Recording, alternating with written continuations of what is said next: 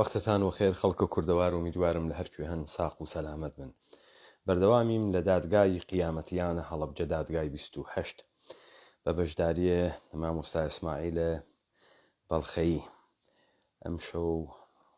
بەشدارە بێت لە دادگای 28. ئێمە متعاسفانە تۆزێوە درەنگەکەوین بەهۆی ئەوەی کە ئەمڕۆ ڕۆژە دەستپێکە ژیانە نۆرماڵ بوو تقریبەن لە بریتانیا و ترافیک فرە قورس بوو. بەو هەوە ئێمە تۆزێ درەنگ کەوتین. سەرەتا تا مامۆستا ئیسماعیلە بەڵخەیی تەشریف تێنن، من هەر بەم مناسبەتە بە مناسبەتی دەستپێکی دادگای 28 شعرێک لە کاک کەیومەرس دانێم.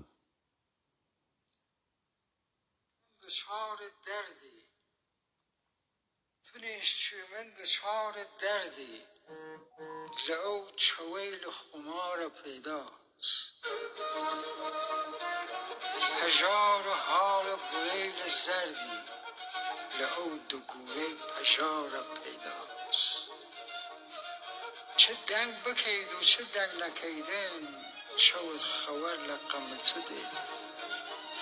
کسی که چندین و چند ساله و درد قربت دچار پیداست غزال داوان آق داغم اره چه هاتی دست سراغم لکور شون کسی که چون من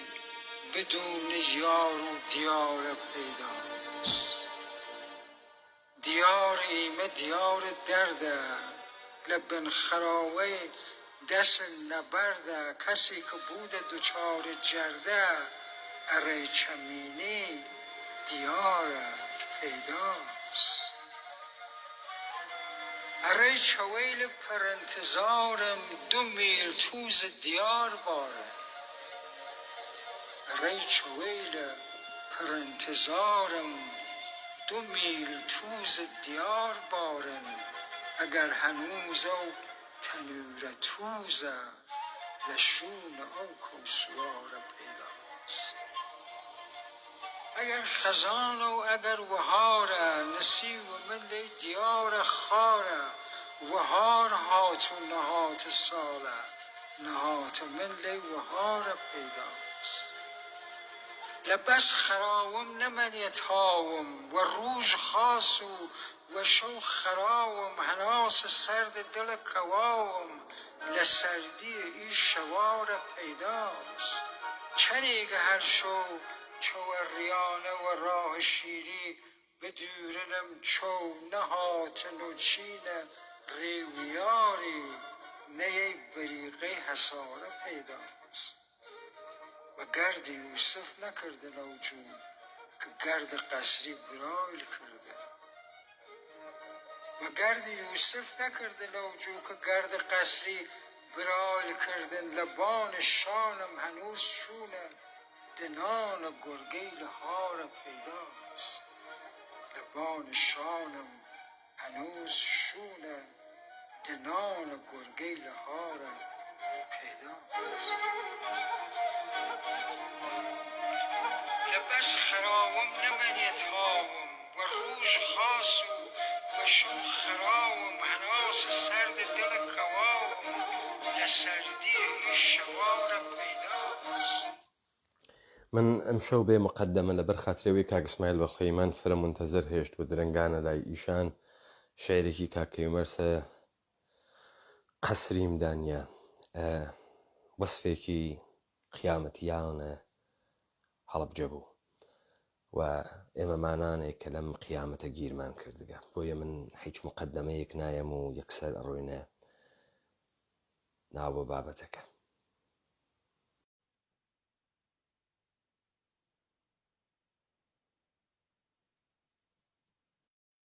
کاک ئیسماعیل وەختتان وەخێر بەخێر بێن. سڵامتان لێ بێ کاکەوێن گیان شۆتان بخێر. شەوە ئێوەش بەخێر. ببەخشن کاک ئیسماعیل وە درەنگ کەوت و متعاسفانە نەمانتوانی سەرە وەخت بین بۆیە من مقدمەکەم نەکرد ئەسڵەن هیچ مقدمەیەک نەبوو فقط شعرێکی کەیومەرسە قەسریم دانیا کە بەم حاڵ و هەوا و بەم وەزعیەتە قیامەتیانە هەڵەبجە ئەخوات. فەرموون کاک ئیسماعیل ئێمە قرار بوو کە دەنگەکەت بەردەوامی لەسەر کز بوو کاک پەیمانگیان دەنگەکەت نایەت بۆ من دەنگ کزە ئێستەیش ئێستا کزە ئەوەڵ کە شروعت کرد باش بوو بەس ئێستا دەنگت زۆر کزە ئێستا تەفاوتی یا هەر کزە هەر کزە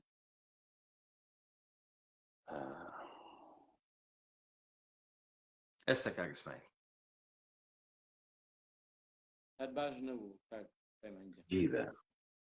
ئەوەڵ جار شێعرەکەمان باش بوو دوو کەلیمەی خۆشت باش بوو بەسەر دوایی یەکسەر کز بوو ئۆکەی دەنگ بۆ خەڵک باشە ئەگەر دەنگی بۆ ئێوە ئەبیسرێت ئێمە بەردەوام ئەبین هیچ کارێکی پێ ناکرێ متاسفانە باشە بەزتر زۆر یعنی سڵتەکەیتە وازح نییە بەس دەنگی من باشە بۆ تۆ دەنگ باشە کاک ئیسماعیل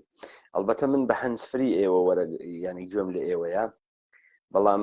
ئێوە زاهێرەن وا لەسەری سپیکەرە هەر لەسەر سپیکریش دەنگەکە ئەوە نەقەوی نییە چون تقریبا مترێک فاسەڵەتان هەست لە مۆبایلەکە ئومیدوارم وازەح بێت وە تێبگەن ئێستا باش بوو کاک پەیمانگیان بەڵێ فەرمون کاک ئیسماعیل سڵام کاک پەیمانگیان خەستە نەوی ئینشاءڵڵا و سڵاو و ڕێز و احترام و حرمەتم دووبارە کەمە بۆ هەموو بیرەنار و بیسەرانی خۆشەویست لە ڕاستیا وەکو یەکەم شەوی ڕەمەزان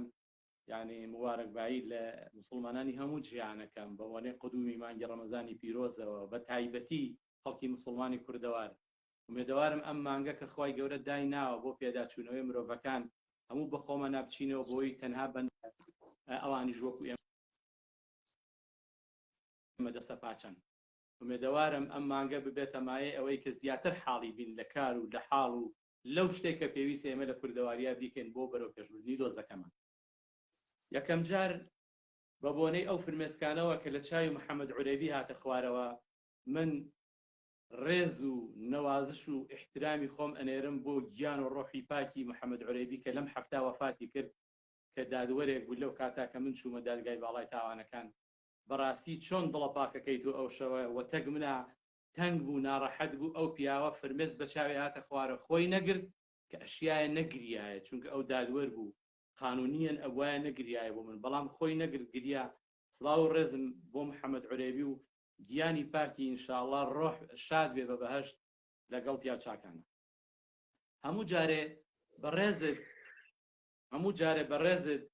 بیر ئەەکەیتەوە لە دیبەیتەکانی پێشوو چەند تێبینی ملاحەزەیەک ئەدەیت منی چەند تێبینی ملاحەزەیەکم بۆ دروست بووە لەسەر دیبەیتەکەی پێشوو حەزەکەم وەکو وەڵامێک بۆ ئەو خوشکبرا خۆشەویستانەی کە کۆمنتیان نووسیوە یا وەکو وەڵامێک بۆ ئەو تێبینیانەی کە لەسەر فەرمایشتەکانی جەنابەت بۆ من دروست بۆ حەزەکەم شتێکی کەم باسکەم برایەک بە ناوی فواد حەمەوە نووسی بووی ئیتر ئەم برادەرە ئەڕوات و تۆ نایبینیتەوە من وەهاتمەوە کاک فوادیان من مڵکی خۆم نیم مڵکی هەموو کوردم و هەموو کوردێک جەستەی ئێمە یەک جەستەین هەتا کورد و دۆزی کورد و هەڵەبجە و کەسانێکی خۆشەویستی وەکو ئێوە و بە ڕێزێکی زەحمەتکێشی وەکو کاک پەیمان پێویستی بە من بێ من بە ڕۆح و دڵ و گیان و ماڵ و وەخت و ئیسراحەتی خۆم هامە خزمەتی ئەم کارە وا من هاتمەوە خۆشەویستێک بە ناوی کاک دۆناڵد کەلهوڕی کە ئەمە کاکسامانی بەڕێزە ئێستا لە دەرەوەی وڵات ئێژی و من خانەوادەکەی ئەناسم زۆر مەحتەرە من دوو جار نووسی بووی تەحەدا ئەکەم لە هەموو کورد بۆم بسەلمێنە کە سەددام کیمیایی کردووە بە هەڵەبجە و من شانازیشی پێوەکەم کە باوکم استیخبارات بوو باوکی و استیخبارات نەبووە و ئەوە هەڵبەتە ئەشێ شتێک ناڕەحەتی کردبێ بەڵام من ئەڵێم بە کاکسامان ئەڵێم کاکسامان گیان ئەگەر تۆ بڕوات بە کەس نەکردێ من سێ فڕۆکەوانم بینی کە دانەیەکیان مرد بوو دوانیانم بە زیندوی بینی 8 تا 10 ساعتێ وەتەکیان هەبوو خۆیان وتیان ئێمە لە جینۆساید و بۆمەبارانکردنی هەڵەبجە بەشدار بووین ئەمە ئەگەر ئەمە بەڵگە نەبێت دیتر ئەبێت چه بەڵگەیەک بێ ئومێدەوارم ئەمە وەڵامێک بێ بۆ ئەو برا بەڕێزەمان و هەروەها لە فەرمایشتەکانی جەنابتا فەرموود کاک اسماعیل وەک بڵێ وەڵامی بەعزێک پرسیاری نەداینەوە من وەڵامی هەموو پرسیارێکی تۆ هەیەمەوە کاک پەیمانگیان بەڵام جەنابەت مەشغوڵی یانی ئێستا لە کار هاتوویتەوە بە مانووبوونەوە ئیسراحەت و خواردن نەخواردووە وەتە گێما زەحمەت دەکێشی بەڵام من بۆم نووسی بوو یعنی باسەکانی من لەوە ئەچێ باسێک دوان سیان چوار پێنج باز بێ جا خۆشت فەرموود ئەگەر ئاوابێ وەڵی خۆشتێکی خاستە ئەشێت تۆ عەزت کێشی پێنج جەروەتە گێمابی من ڕیزبەندیم کرد ڕاستە فەرمووی کاک ئیسماعیل بەڵام ببەخشە مازەرەت مەسبا من لەگەڵ تۆزیحێ بەمە خزمەتتان بزانە من لەگرا وەکو مدەیە العمومی شاهد نادەمە بەر پرسیار ئەنا تەواوی ئەو فەرمایشاتانەی کە جنابەت ئەسکرد من ئەمتوانی پرسیاری تیا دروست بکەم مەسئلەی من ئەمە بوو کە من بگەم بەسەر مەسئلەی جینۆساید تەماشاکە کاک ئیسماعیل ئەو مەقولە و ئەو داستانە دڵتەزێنانەی کە بەحسەت کردووە عاتفەی تەمام ئینسانەکان دەرگیرەکان نەک من بە تەنهایی ئەو قازی عێراقیش دەرگیرەکە ئەمە ڕوویەکی عاتفی هەست ڕوویەکی نگریسی و ناشیرینی و قێزەونی شەڕی هەست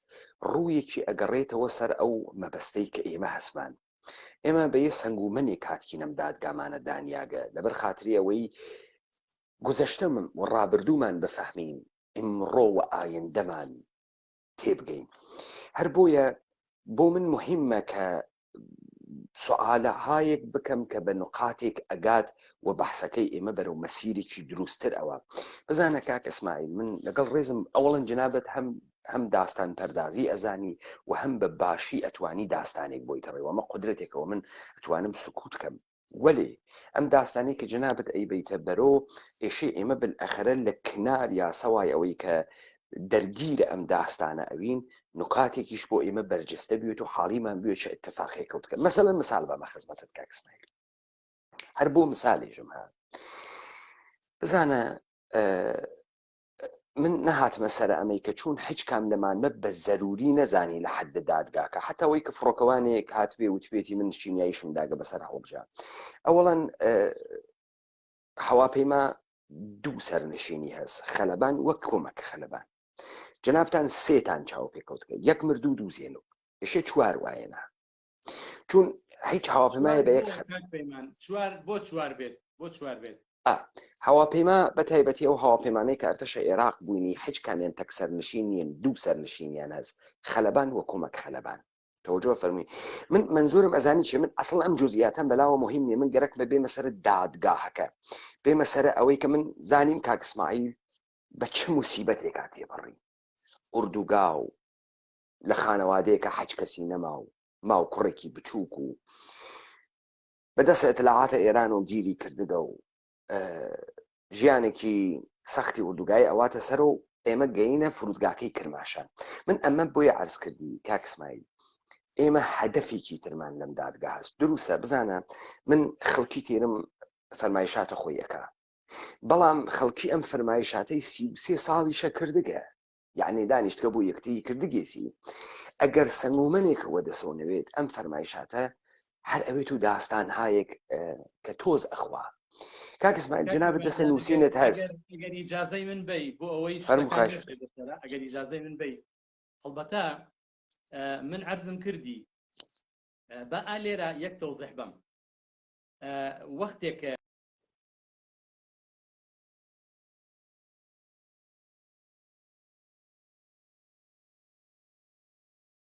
کە ئەو سێ فڕۆکەوانە هاتن بە سێ فڕۆکەوە نەک هەر یەک خەلەبان یەک فڕۆکە و سێ کەسی تیا بوو بێ نە سێ فڕۆکە لەگەڵ سێ فڕۆکەوانە ئەو وەختە کە ئەوان هاتن ئیتر عێراق و ئێران کاک پەیمان وا ڕێکەوت بوون لە مانگی هەنگوینیا بوون ها ئەڵێ بعد العداوة حلاوة لەو کاتا بوون محەممەد حەمزە زوبێدی لەگەڵ عیززەت دووری و لەگەڵ هەشت وەزیرە کە لە هەشتی 1992 گاتن بۆ تاران لەوێ ئیجتیماعی یەکن لەگەڵ ئێرانە ئەزانی لەسەر چی ڕێکەوتون کاک پەیمان لەسەر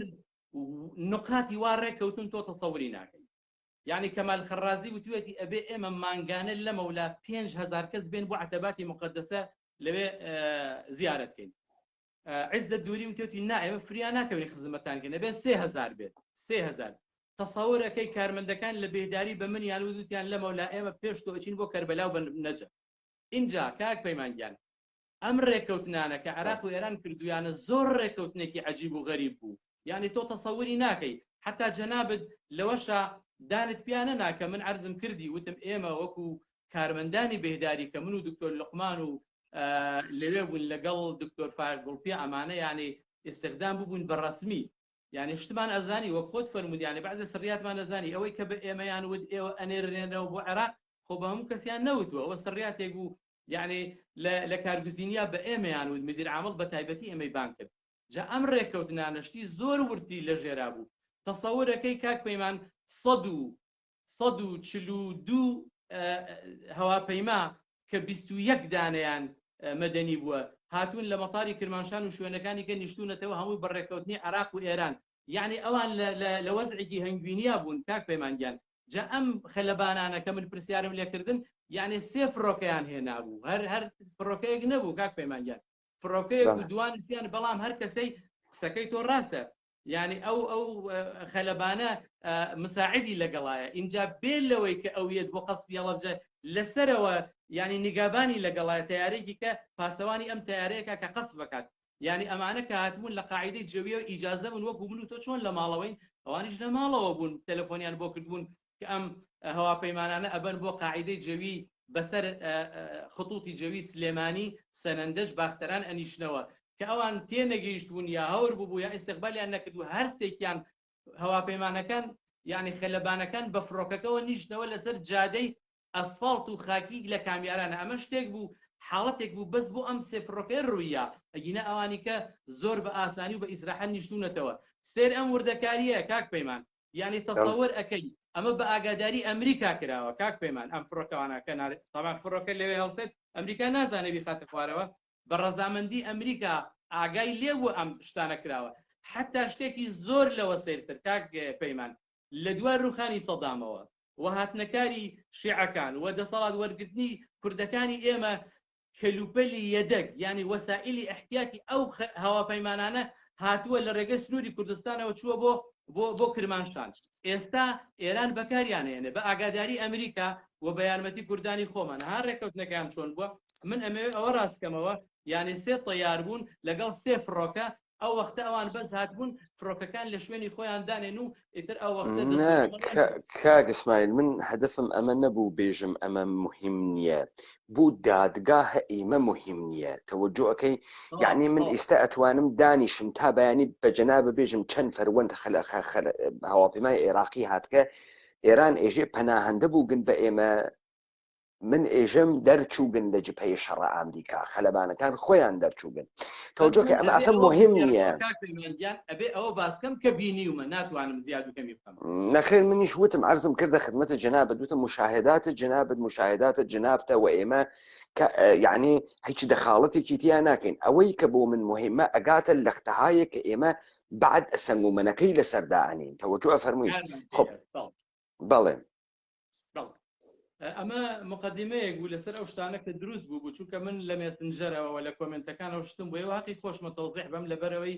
برایەک ئەگەر ئێستا سڵاوێ بنێرێ بۆ من و تۆ شاید ئەمە ناتوانین جوابی بێنەوە لەبەرەوە ئێمە ئەبێ هەوەسمان جەم بێ وەتەک یەکاوەتە گەو شتێک کە باسیەکەین بەڵام دواتر مەجبورین ئەبێ وەڵامی بێنەوە مقدمەیەک بوو من ئیتر ئێستا یەنە سەر ئەو باسی کە حەزەکەم لێرە شار تەوزیحێ بم چونکە من ئەمەم بە ڤۆیسیش ناردووە بۆ جەنابەت ئێمشەو باسی گەڕانەوەی من ئەکەین بۆ عێراق و چوونم بۆ دادگایی من چۆن چوون بۆ دادگایی کێ منی بان کرد کێ منی پەلکێش کرد بۆ ناو دادگا من بۆ چوون و ماجەرای دادگا چی بوو تۆ حڕی چی پرسیارێکی ئەیکەی منیش هامە خزمەتتا اینجا بەحسێکی کەمان هەیە کە ئەبێ بە بەحسی چوارەم ئەوەیە کە هەڵەبجە بۆ جینۆسایی ترا کێ بەشدار بووتیایە ئەوایە چی بکرایە کێ کەم تەرخەم بوو و بەحسێکی کەشمان هەیە لە وێزگەی باسەکانی مناکە بەحتی پێنجەمەوە دیبێتی پێنجەمە بریتێ لەوەی کە ئایا جینۆساید ئەگەر ئێمە سەدامان تاوانبار کرد یا ئێران یا شوێنی کەمان تاوان کرد بە جینۆسایدکردنی هەڵەبجە ئایا کورد خۆی ئێستاش بەردەوام نییە لە جینۆسایدکردنی کورددا ئەمە شتەوەرەیەکی کەیە کە ئەو باسانە هەڵەگرێکە من و تۆ مەبەستمانە بەڵێ دروستە فەرموو ئێستا چینە سەر دادگایی باڵای تاوانەکان هەڵبەتە من کە لە ئێران بووم حەزەکەم یعنی ئەو شتانە کە ئەیڵێم دقیق بیڵێم لەبەر ئەوە جاری کرد باسم کرد هیچ محامیەک و هیچ دادوەرێک هیچ حاکمێک بەقەدەر ڕاستی دیفاع لە من و تۆ ناکا و هیچ ئارایی شتێکیش بەقەدەر ئەخلاقی جوان مرۆڤ ناڕازێنێتەوە. ئەمە شتانێکە من حەزەکەم یعنی خۆمی پێ بڕازێنمەوە و تەوسیەش بکەم بە ماڵ و مناڵ و ئەو خۆشەویستانەی کامە. من کە لە ئێران بووم ئەو چەند ساڵێک کە نەگەڕامەوە کە براکەم گەڕایەوە بەخۆی و سێ چوار مناڵیەوە کە ئێستاش نەمبینیەوە بەر شاڵاوی ئەنفال کەوت ئەبوایە ئەنفال نەکرایەوە ئەبوایە دەسەڵاتی ئێرانی و وەختێک ئیجازەی باە بە براکە من بێتەوە بۆ عێراق بەناو عەفوات بوایە بەناو نەک ئەو بێتەوە جارێکی کە بیخاتە ناو دۆزەخێکەوە. ئێمە ئەبێ دیبێت تێ بکەین و بە دوواداچوونێ بکەین بۆ ئەو کەسانەی کە لە ئێران ئەم خاڵکەنیان تەسلیم بە ئیستیخباراتی عراق کردەوە دایان بەدەستیانەوە ئەنفالیان کردن. ئەمەش بۆ خۆی مۆزوعێک بوو. خەڵکانێک ئەگەر لە شوێنێک بە عملیاتی ئەنفال کراون بۆچی من دعوەتی تۆ بکەم بۆ ماڵەکەی خۆم بڵێم کاکە وەرە خوانێک خۆ بەڵام خوانە خواسە ئەوەنە نمەک سوێرمم و ئەمانە خائین بم تۆ دەستگیر بکەم و بتکوژم. ئەو برایە منیش کە لە ئێران گەڕایەوە ئەبێت بە دوواداچوونی بۆ بکرێت لەگەڵ چەند کەسێکا کە من 25 کەس لە خانەوادەی ئێمە لە کەسوکاری ئێمە خەڵکی بەڵخەن ئەوانیش ئەنفال کران لەگەڵ براکەما کە من ناوی هەمویان عەکسی هەمویان تەوزیحم کردووە و دامناوە ساڵانە یادی ئەەکەمەوە و ئومێدەوارم خەڵکێکی وەک تۆش یارمەتی دەرمان بێت بۆ ئەو بە دوواداچوون. کاکە ببەخشە کاک اسماعیل با من نکتەیەک لەسەر فەرمایشی جەنابەت کە ئەم نکاتە خەیلی مهمە کە جەنابەت بەحسیەتی بزانە ئیستا نکتەیەکت بەحس کرد زۆر مهم بوو. بۆ مهمە ئێمە مامۆستا محەممەد ڕەوفمان هاورد تەشریفی هاوردەگراوە شەهادەتی داوە قسەی کرد. ئیشان لە ساڵەکانی 60 پێکردووە وتی هەڵەبجە و بەر لێشا و سەرکوب بە حکوومەتە عێراق کەوتکە. لە دەورانە عەبدولکەریم قاسم و حتا عەبدولسەلام عارف و حتا حەسەن البەکر و حتا سەدام حوسێن. یەک نکتە فەرامۆش نەکەین سەدام حوسێن ساڵە 1979 ئەبێ بەڕێی جمهوریەتی عێراق. یعنی سەدام حوسێن ساڵێکە بووگە بەڕێی جمهوریەتی عێراق و پەلامارە ئێرانەدا. ئەمە یەک. ئایەتوڵا خۆمێنی ساڵێکە قودرەتی لە ئێران خەریکە ئەگریتە دەسۆ. ئەمانە فەرامۆش نەکەن جا بابێ مەسەلە لە ختێک ئەمە بێژم تا بگەین بە داستانە ئەو فەرمایشەتی دەرمەوردە کاکەت فەرموود کە ئێشێ تاقیب بکرێن. بزانن خەڵکی کوردەوار وەختێک خەڵکە ئێمە فێر بووگە بە خیتابە ڕسمی حکوومەتی و کە قسە ئەکا ئێژێ ئێمە هەر وەبەر تاوان کەوتین کوژیان لە ساڵە 60 حتا ساڵە 88 گشتی سەدام حوسێن خەڵکی نەکوشتگە چون سەدام حوسێن نەبووگە. تۆ لە زەمانە عەبدولکەریم قاسم و تا حەسەن البەکر کە لێت ئەکوژرێت سەدام حوسێن نیە. ئەی کێ لە تۆ ئەکوژێ؟ دەوڵەتە عێراقی لە تۆ ئەکوژێ. هەروە کە 1921 بۆ دانانە دەوڵەتە عێراقی بریتانیا لە تۆ ئەکوژێ. بریتانیا ئەگەر لە تۆ ئەکوژێ بوو دەوڵەتە عێراقی لە تۆ ئەکوژێ. سوالە گەورەیە کە لەم دادگای هەڵەبجە ئێشێ بیزانی تەمامی ئەوانەی کە بە ئیلتیجای حکوومەتی و تێن قسە ئەکەن ئێشێ جواوە ئەمە بانەوە ئەگەر حکوومەتە عێراق یعنی دەوڵەتە عێراق دانانە دەوڵەت بەسەر خاکێکا بەناوە عێراق مقەسر ئەم قڕکردنە کوردەسە 2003 بۆ دەوڵەت دانێنەوە بۆ ئەم دوژمنە تێرنەوە بۆ ئادرس ئەدەنە سەدام حوسێن فقط. ببەخشە کاک اسماعیل ئالەگرا تۆ ئەوێنی داستانە هەڵەبجە و بعد بەرزکردنەوەی سەدام حوسێن هەرچی جنایەتی ترە ئەی پۆشێنێت نایەڵن. ئەمەی کە جناب بەحسەکەی ئەدەیەکی فرە دەوڵەتی ئێران ئەیانداتەوە ئەنفالەکرێن و لە بینە چەند مەعامڵە کریاگە لە بینە یەکتریا. بۆیە ئەم نکاتە مهمە و لەسەر ئەمە حتمەن ئەوێسین.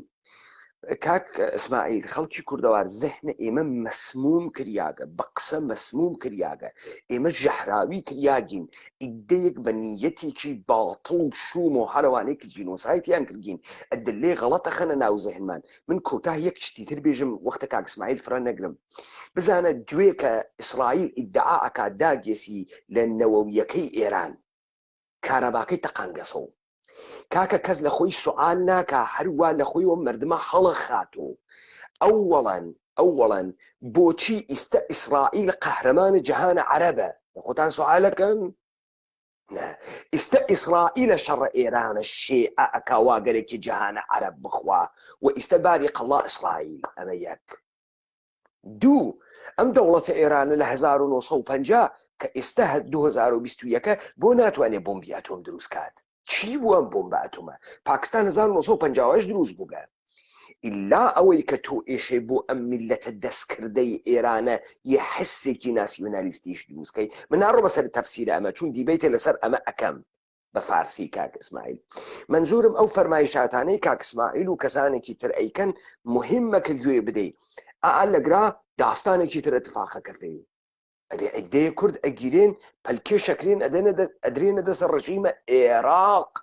من حەزەر ئەەکەم ناوە سەدام حوسێن لێنم دەوڵەتە عێراق وامانە بێ سەر و شوێ نەکرێن بۆی تماشاکەن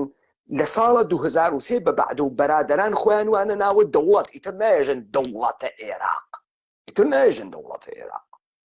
ئادرس ئەدەن بە بەعس وە سەدام حوسێن تەوەجۆکەن فەرمو مامۆستا ئیسماعیل ببەخشن ئەلبەتە حەز دەکەم بەر ئەوەش بگێرمەوە کاک پەیمان ئەم ئێوارەیە لە مەتەب بووم ئەلبەتە من مەتەبم هەیە دوانی وەڕوان یانی ئیشی خەتەناکەم برادەرێکات بۆ کارێک وتی ئەوە من تۆم لەو دیبەیتانە بینیوە لەگەڵ ئەو پیاوە ئێرانی ئەیناسی وتم بەڵێ ئەیناسم وتی یاخور لەوە چێتۆ ئەو زۆر جیاواز من وتم مەزانی من و کاک پەیمان چیمان جیاوازە وتی وەڵا بڵێم چی وتم بەس ماشینەکەمان جیاوازە ئەو لەوە چێ BMW پێبێ من هایلۆکسم پێ بەس بۆ یەک شوێنیش ئەچین گەرەکمانە ئەمە کە پێمانە کەسانی ئێمە و خەڵکانی ئێمە تێبگەن کە ئێمە چەند خەمخۆریانی و وا پێیان گەێنین وا تێیان گەێنین کە بێجگە خوا و خۆمان کەس خەمخۆری ئێمە نییە ئەو ئەطرافە کە ئێستا چواردەوری ئێمەیەوە بەوەشەوە کە ئێستا حکوممانەکە وەڵی من وا تێ نەگەیشتوم لەتە وتم دەوا باوا تێبگەیە وتم من و پەیمان یەکمە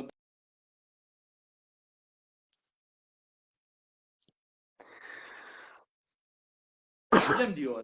کاک پەیمانگیان جا من کە لە ئێران بووم بەڕاستی دوای ئەوە ئەو جەرگ بران و ماڵوێرانیوانە یەکێ بێکێڵێ ماڵوێرانی ئێستا من ئەزانم ماڵوێرانی یانی جەرگ بران من ئەزانم جەرگ بران یانی چی ئیتر خۆت ئەزانی خوای گەورەی شەڵا بەسەر توان نەیهێنێ و بەڵام لە حاڵ و گوزەرانی خەڵک و کەسانێکی خۆشەویست و ڕەفیق و برادەرەوە جەنابەت دەزانی من بەڕاستی ئەو چەند ساڵێک کە لە ئێران مامەوە پێش ئەوەی ڕژێمی سەدام حدودی بۆ دیاری کرێ اینجا ئەمە لە وەختێکیشە باسی ئەوەکەین کاک پەیمان یعنی ئەم خەڵکەی ئێمە ئەڵێ کابراەک چوو بۆ لای عەریزە نووسێک نازانم شاید زۆر لە بیرم نییە بە فارسیشی پێڵێ عەریزە نووسە حاڵێکم بۆ بنووسە وتی ئەرزوو حاڵێکم بۆ بنووسە با بچم دامەزرێن ئەوی شتێکی بۆ نووسی دوایی بۆی خوێندەوە کە بۆی خوێندەوە گریا کابرا وتی بۆ گری وتی وەڵی نەمزانی ئەوەنە داماوەوەنە فەقیرم ئەوەنە کەساسم ئەمانەم خەڵکەی ئێمەش ئاوایە یعنی باسی ڕاپەڕینەکەن باسی ئاخێزەکەن ئەزانی ڕاپەڕین لە لای من ئەسڵ وەساسی نییە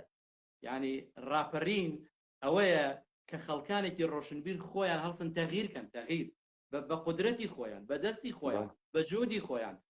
بەو شتێک کە پێیانە ئیتر دارە بەردە تێڵایە بۆ گزە ئاەنە هەرچی وەکو جەنابەت فەرموون نەک تۆ مەسەرەن وڵاتێکی زلێزی وەکو ئەمریکا خەتێ بکێشێ بۆ سەدام بڵێ کاکە لەو خەتە ئیتر تۆ تێپەڕ مەکە ئەو وەختە ئەویش بەگوێیانەکە لەبەر ئەوەی ئەو پیاوی ئەوانەوە خۆی ئەزانێت چی ئەکات شەڕ بکە ئەیکا بووەسە ئەیکا لەوێ مەجوڵێ ناجوڵێ خەتیان جیا کردەوە بۆ کاکە سەدامگیان کە لە کەرکووک نەیە بەدواوە ئەیتر ئەسکەری سەرۆزی داماویش فەقیرە لێرە دەستی بڕاوە نەگەر من و تۆ یا پێشمەرگە مناڵێکیش دەتوانێت سیلاحەکەی لێ بسەنێت ئەگینان ڕاپەڕین نەکراوە لە کوردستانە بەڕاستی یعنی کاک پەیمان هەر ئەمریکا سەدامی دوورخستەوە و ئەو پایەگانە چۆڵ بوون و خەڵک ماڵ و مناڵیش ڕۆشت و ئەگینا خۆ پێشمەرگەی ئەمە ئەوەنە قودرەتی نەبوو بتوانێت ئەی بۆ معسکەر خالیدیان کرد بە سەعاتێ پێیان چۆڵکردن لەبەرەوە ئەمانە شتانە کە ئەمریکا خۆی سەرپەرشتیەکان ئێتر ئێمە با خۆمان نەخەڵەتێنی وەکو کابرا گریا بۆ حاڵی خۆی وتی وەڵا کاکە نەمزانی ئەوەنە داماوە بڵێ با بێنەوە سەر باسەکەی خۆمان ئەلبەتە کاک ئیسماعیل ببەخشن با منیش یەک جوملە ئیزافە بکەم بەم فەرمایشەی جەنابەت لە تەئیدە فەرمایشە جەنابەت ئەوەی کە اتفاق کەوتگەوە دروست کریاگە بە ناوە ئیاڵەتە متحدەیە ئەمریکا فەرقە کاتەکە ئیرادەیە مردمی کە خۆی ئێرادەکە کە خۆی ئێرادەی کرد ئیاڵەتە متحدەیە ئەمریکا سەهلە کیفرە ئیدعای تێ بە چۆکی دادێنێت جا من تێمە سەر ئەم بابەتە فقط نەمگەرەکە کاتە کاک ئیسماعیل بگرن فەرمون کاک ئیسماعیل ئەوانە هیچ کامیان لە ئێرادەی کورد نهاتە دەرەوە لە ئێران بووم بەو وەزعی خۆمەوە خۆ دەزانی مقداری ئیسراحەتم کرد یعنی ئینسان ئەشێ ئەگەر لای جوولەکەیەکی ئیسراحەتی کرد ئاوی خواردەوە ئەبێ وەفای هەبێ و ئێمە وەکو ئینسان وەکو مرۆڤەکان علاقەمانەیە لەگەڵ هەموو کەسێکا بەس بشەرتێ ئەو حدودی حڕیاتی ئێمە نەبەزێنەوە تەحەدامان لێ نەکا ینا پێغەمبەر صلی الله علیه و وەختێک کە فۆتی کرد 500 درهەمی لای جوولەکەی گەێنابوو درعەکەی خۆی لە لای ئەو دانابوو معنای وای علاقەیەکی ارتباطێکی زۆر چاکی بووە لەگەڵ ئێمە وا تێگەین لە ژیانە بێ هەموو مردمەکان ارتباطیان بێ بێکەوە هاوکاری بکەن بۆی ژیان خۆش بێەوە کەس تەحەدا لە کەس نەکات من کە لە ئێران بووم ئەو چەند ساڵە ئیسراحەتم کردی تر ئایا وەک تۆ فەرموود بە عنوانی شەوەڵەکەت بوو هەرچی بووە یعنی مدەتی ئیسراحەتم کرد تا دوای ئەوە کە تەسمیمان گرت بینەوە بۆ بینەوە یعنی من فرزەتم زۆر بوو کاگ پەیمانگیان من لە ئێران دەرچم بەڵام عەقڵی من وابوو ئێستەش وایە حەزەکەم لە کوردستانە بمرم حەزەکەم لە کوردستانە بمنێژن حەزەکەم ئەو زیندگی هەمە ئەو جوهدەی هەمە سەرفی کەم حد لێمکان خۆ لەوەشێ نسیبی جوابێ منیش وەکو جەناب و هەزارها ئینسانی چاک و جوان و بیرمەندی وەک جەنابەت ئاوارە ببم بەڵام ئەگەر بەدەست خۆم بێ حەزەکەمە لە کوردستانە بم لەبەرەوە فرسەتم بۆوە بوو نەڕۆشتم هاتمەوە تەسمیمی ئەوەمان گرت کە بینەوە دوای ئەو هەموو مەینەتیە هاتینەوە بۆ کوردستان کە هاتینەوە بۆ ئێرە ئیتر تۆ بتەوێ نەتەوێ ئەڵێ وەختێکە ئینسان غەرق بێ لە ئاوا دەزەبا بۆ چڵەپوشێکیش من وام بیرە کردەوە گەر 100 ساڵی کە لە ئێران نبوو من هەر ئاغا عێراقیەکەم وەک ئەوە نییە بێمەوە لێرە خێمەیەکەمە بێت لەبەرەوە من لەسەر کارشناسیەکەم نووسرا بوو خاوەنی ئەم کارتە ناتوانێت ببێ بە خاوەنی هیچ ئەملاکێکی منقولە و غێر منقولە منقول و غێرە منقول یعنی ئەوەی ئەڕوا بەڕێوە و ئەوەی ساکنە ماڵ و مڵک و ماشین کەسێک بم ئەوەنە حەقم نەبێ معنای وایە هەتا زۆر بەجێ بێڵم باشترەکە با بێمەوە وێرانەکەی خۆم ئاوادانکەمەوە من توانام هەیە بتوانم قسە بکەم توانام هەیە تەغییر کەم توانام هەیەەوەی حەدیقل لە مێشکی خۆمای بیگەێنم بە مناڵەکانم بە کەسوکارەکانم و من لە ژیانما لە هیچ شتێک پەشیمانیم تەنها لەوە پەشیمانم خزمەتی بەعزێ ئینسانی دوور لە ڕووی تۆ بیسەران سپڵم کردووە کە ئەبوایە خزمەتی ئەوانم نەکردای خزمەتی ئینسانێکی بەوەفام کردایە لە ژیانما من پەشیمانیم لە هیچ شتێکم لەبەرەوە مناڵی پێنجی ئیبتیدایی بوو من شکلێتی سەبعانیسانم بە حرام زانیوە تا ئێستشکە لە خزمەت جەنابدا ئەم قسانەکەم هەر ئینسانێکی ئەوام ینی خۆشبەختیم بۆ خەڵکان ئەوێت و بە هیچ شێوەیەک هیچ شتێک ناتوانێت من کۆت و زنجیر بکە ئەگەر لە هەر ڕێکخراوێکی شایشم کردوێ کابرایەکی حڕ و ئازاد بووم توانیومە بە مەیلی خۆم قسە بکەم و تا ئێستا لە یەک ڕێکخراو لە یەک حیزب لە یەک کەس من یەک فلسم وەرنەگرتووە بگرە ئەگەر ڕێکخراوێک لایەنێکیش بوو بێ من خۆم یارمەتی ماوە حەزم کرد بێمەوە کوردستان خەڵکەکەی خۆم تێگەێنم حەزم کرد لەگەڵ خەڵکەکەی خۆما بژیم هاتمەوە بۆ کوردستان ماڵم وێران بوو تەڵعاً اینجا دوای ئەوە با ئەوەشت بۆ بگەڕمەوە بانگەوازێک کرا لە مەڵبەندی یەکێتی نیشتمانی کوردستان وتیان کاکە کێ کەسوکاری ئەنفالە وەکێ کەسوکاری بەر جینۆساید و کیمیاباران کە تۆ بابێ ناوی خۆی بنووسێ بانگەواز کرامنی چوومە مەڵبەندی ڕێخستنی یەکێتی کە ئێستش هەر لەو شوێنەی خۆیەتی خەڵک ئەزانێ لەکوێ خەڵکە هات ناوی ئەنووسی ئەچوونە ژوورەوە ناویان ئەنووسی و هاتنەوە من کەفتمە ئەخیر چووم بەو کاتبەم و دوتم برا بەڕێزەکەم ئێوە بانگەوازتان نەکردو بۆ کەسوکاری ئەنفال و کیمیاباران وتی باوتم دەمن هەم خۆم برینارم و بەر کیمیاباران کەوتوم و هەم برام ئەنفالەوە هەم کەسی یەکەم و خێزان و ماڵ و مناڵم شەهید بوون بۆ نانووسم وتی وەڵی مامۆستاگیان ئاخۆ دەزانی چۆنە وتم وەڵی ناوەڵا نازانم چۆنە پێم بێژە وتی ئەوانەی تۆ کە شەهید بوون کە ئەنفال کراون ناویان لە ڕێخستنەکانی ئێمە نەبووە ئێوتم باشە ئەی من لەسەر ڕێخستنەکانی ئێوە و ئەم لاو ئەو لاو زۆنی زەرد و سەوز و شین و قاوەی و مۆر و ئەمانە من وان بەسەر نهات ئەی من کوردبوونم نەبوو کە جینۆساید کرام ئەی من جورمی من بەس کوردبوونم نەبوو کە ئەنفال کرام ئیجا وەڵڵی من ئەگەر کەسوکارەکەم پێش مردنیان لە ڕێخستنەکانی ئێوە نەبوو بن ئینشەڵڵا دوای مردنیش ناکەونە ڕێخستنەکانی ئێوە خۆشم ناکەمە ڕێخستنەکانی ئێوە ئەمە جواب منی زۆر ناومێت کرد ئیتر هاتمە دەرەوە بەو حاڵەوە توول و تەفسیری نێنێ ئەمە شتانێکە کە لە جینۆسایدەکە خراپتر کە بەسەر ئێمە هات لە وەختی خۆیان لە کەمتەرخەمیەکانی هەڵەبجەوە لە بەردەوامی جینۆسایدی کورد بۆ کووردا ئینشەڵڵا ئێمە باسیەکەین اینجا کاک پەیمانگیان جەنابێت حتمما کە دەست گەیشتووە بە من کە منت بانگێش کردووە بۆ ئەم دیبەیتانە کەسێک ڕەهنمایی تۆ کردووە و توتی کاکە برادێرێکەیە شتی پێیە برینارە کە سوکاری ئەنفالە خۆی برینارە کە سوکاری شەهید ووە ئەوە چه شتێکی پێ بێت بە عملی کارەکەی تۆ بێت و بە عملی دۆستیەکەی تۆ بێت. ئێستا من نیازم هەیە بڕۆم بەرەو دادگای باڵای تاوانەکان چه پرسیارێکت هەیە کە من چۆن چووم کە من کێ بردمی وە چه ماجەرایەک بوو حەزەکەم جەنابیش بەشداروی بۆ پرسیارە جوانانت کە من لە خزمەتتا وەڵام بم. بزانە کاکە ئیسماعیل عەزیز جنابەت ئینسانێکی دنیادی دەیت و مردمە ئێمەیش ئەزانێت هیچ دادگاهێک بێ تەرحە ئیدعا دادگاه نییە. یعنی تۆ ئێشێ مدعی العمومێکت بوێت دادستانێکت بوێت باڕەستەرێکت بوێت کە تێت و دعویەک ئەکا بەرامبەر بە متهم و ئێژێت لەسەر ئەمە ئەم متهمە مەسەڵەن متهمە بە جینۆساید بەم خاڵانە بەم خاڵانە بەم خاڵانە بەم خاڵانە بەم خاڵانە بۆ پشتڕاستیە ئەم خاڵانە ئێمە یەکسری شوهودیشمان هەست. بزانن دادگاه سەدام حوسێن لە نەتیجە هیچ وەخت نەگەی بە ماجەرایە هەڵەبجە نەگەی بە سەرزەمینە کوردەوار. دادگاه سەدام حوسێن لە جوجەیلا تەواو بوو و ئێدامیان کرد بەپەلەپە. مەسئلەی من ئەمەسە کێ ئیدەیەک هەڵەبژێری جنابەت و کەسانێکی تر هەڵەبژێری کە شەهادەت بدەن لە دادگا. بزانن ئەم فۆرمە شەهادەتە کە ئێوە ئەیدەن ادعای مدعی العموم ئیشێ ئێوە بوێنێت و تەرحە ئیدعاکەی خۆی بکاوە بێژێ من لەسەر ئەمە لەگەڵ سەدام حوسێن دەرەکەفم وەکو ئەمەی کە من جنابتیان بە من ناسان وتیان کاک ئیسماعیل بەڵخەی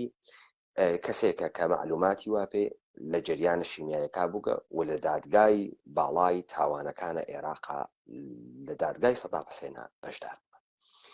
ئەمە گرنگیەکی فرە ئەدا بە ئێوە لەم کەیسە هەڵەبجە بۆ چون بۆعدت دادگا ها بەدەسە ئێوەوە. ماجرای زندگی ئێوە لە هەڵەبجە و تا ئوردوگا ماجرایەکە کە ئەکسەریەتە مردم کەمتار کورد شەبیهی یەکترین گەرچە مەسەڵەن جنابەت بەهۆی بەهرەیەک و کە بووکتە باشتر بووگە ژیانە دەستفت بە دیگەران. بەڵام کە تینە سەر دادگا ئەو جار یەکسری چت مهمە. ئەمەیتە گاڵتە نیە ئێمە دادگای نۆرنبەرگمان دیگە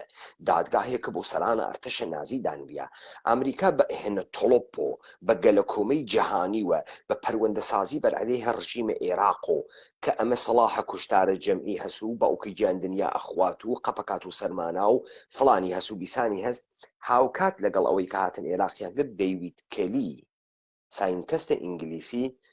گوتی ئەمانە درۆکەن منیان مەجبور کرد درۆ بکەم.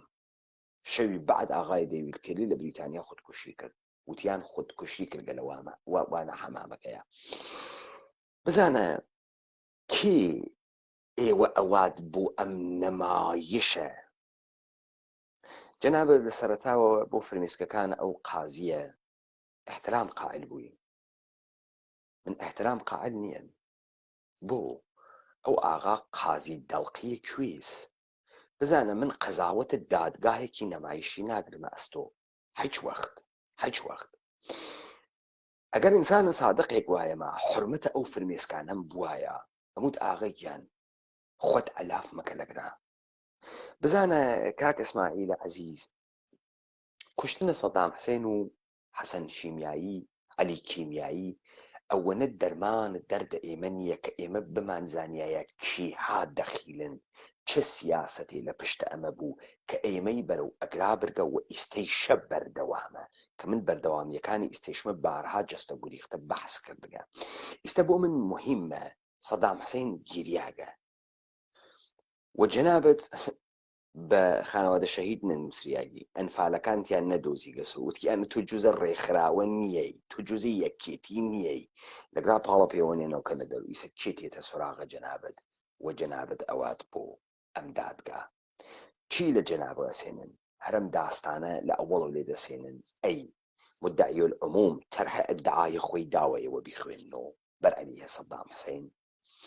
بزانن کاکە ئیسماعیل من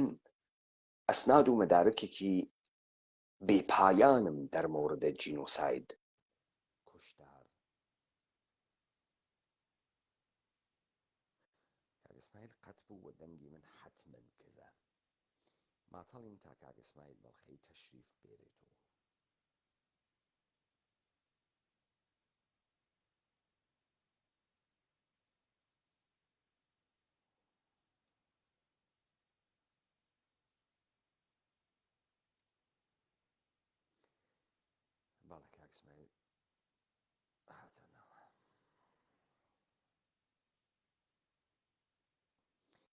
ئیسماعیل خۆب ئێمە تیکە تیکە لێمان مشەخەسەوێ کە گەیگینە ئەگرا ئەوێت و سوال و جواو ئەوێنی جەنابەت چەند دقیقی قسەکەی بۆ من سوالێکی تر بۆم پێشتێ کاک ئیسماعیل کێ داوای لە جەنابەت کرد بێی بڕۆی لەم دادگا بەشدارویت؟ کاک پەیمانگیان هەڵبەتە من کە دادگایەکە دانرا زۆر متابعەی دادگامە کرد، بەڵام ڕاستیت پێ بڵێم ئەوانش کە ئەچوونە دادگا یعنی شتێکی وایان پێ نەبوو. من زۆر بێتاقەت بووم، یعنی ئەو جینۆسایدە بەسەر هەڵەبجە هاتووە، عەلی کیمیایی ئەڵێ بە مدعی عام ئەڵێ قوربان ئێمە ئێران هات هەڵەبجەی داگیر کرد، بەس ئێمە چوون ئاردمان بۆ بردن کە ئاردەکەمان خستە خوارەوە تەپو تۆزی کرد، خەڵک هەڵەبجە زیقی زنۆقی چوو ترسا وای زانی کیمیاییە بۆ خۆی کردویانە بە کیمیایی، کەس نەبوو قسە بکات. جارێکیان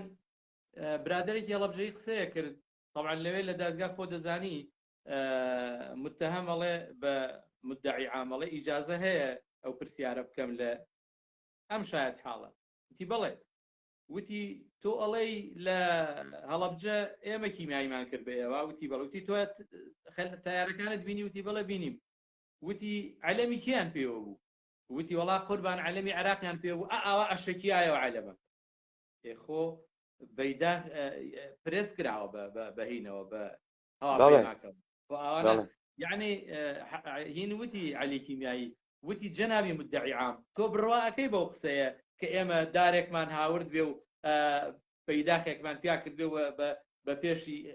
هەواپەیماکەوە سوڕابێتەوە. یعنی من زۆر بێتاقەت بووم، زۆر ناڕەحەت بووم کە ینی لەگەڵ ڕێز و احتراممە خەڵکێکە چوو هیچ مستەوای نەبوو. کاک پەیمان زۆر بێتاقەت بووم، منیش ئەمەم پێ بوو خۆم ناتوانم هێژ ئەقدامێ بکەم، هیچ قسەم نەکردو. بەڵام ئەو برادرانەی کە لەوێ بوون اتفاقا هەمویان ناسراو بوون. یەکێک لەوانە کە کاک بەکر حەمە سدیقە کە محامی خۆبەخشە، یەکێک لەوانە کە کاک گۆران ئەدەمە ئێستا وابزانم لە بەریتانیایە کە مدەتێ قایمقامی هەڵەبجە بوو. ئەمانە 4 کەس بوون، دانەی کەشیان هەڵەبجەیی بوو لەگەڵ زەیتونخانە ئەویش هەڵەبجەیی بوو. ئەم 4 کەسە پارێزەری خۆبەخشی قەزیەی دادگاییکردنی سەرانی بەعز بوو، داکۆکی کار بوون لە مافی خەڵکی هەڵەبجە. بەڵام وەتەک ئەوەشە یەک سوال هەلەمەکە کاک ئیسماعیل زۆر عالی بزانە ئەمەی کە تۆ پارێزەربی تا ئەمەی کە تۆ پارێزەرە دەرەجەی یەکبی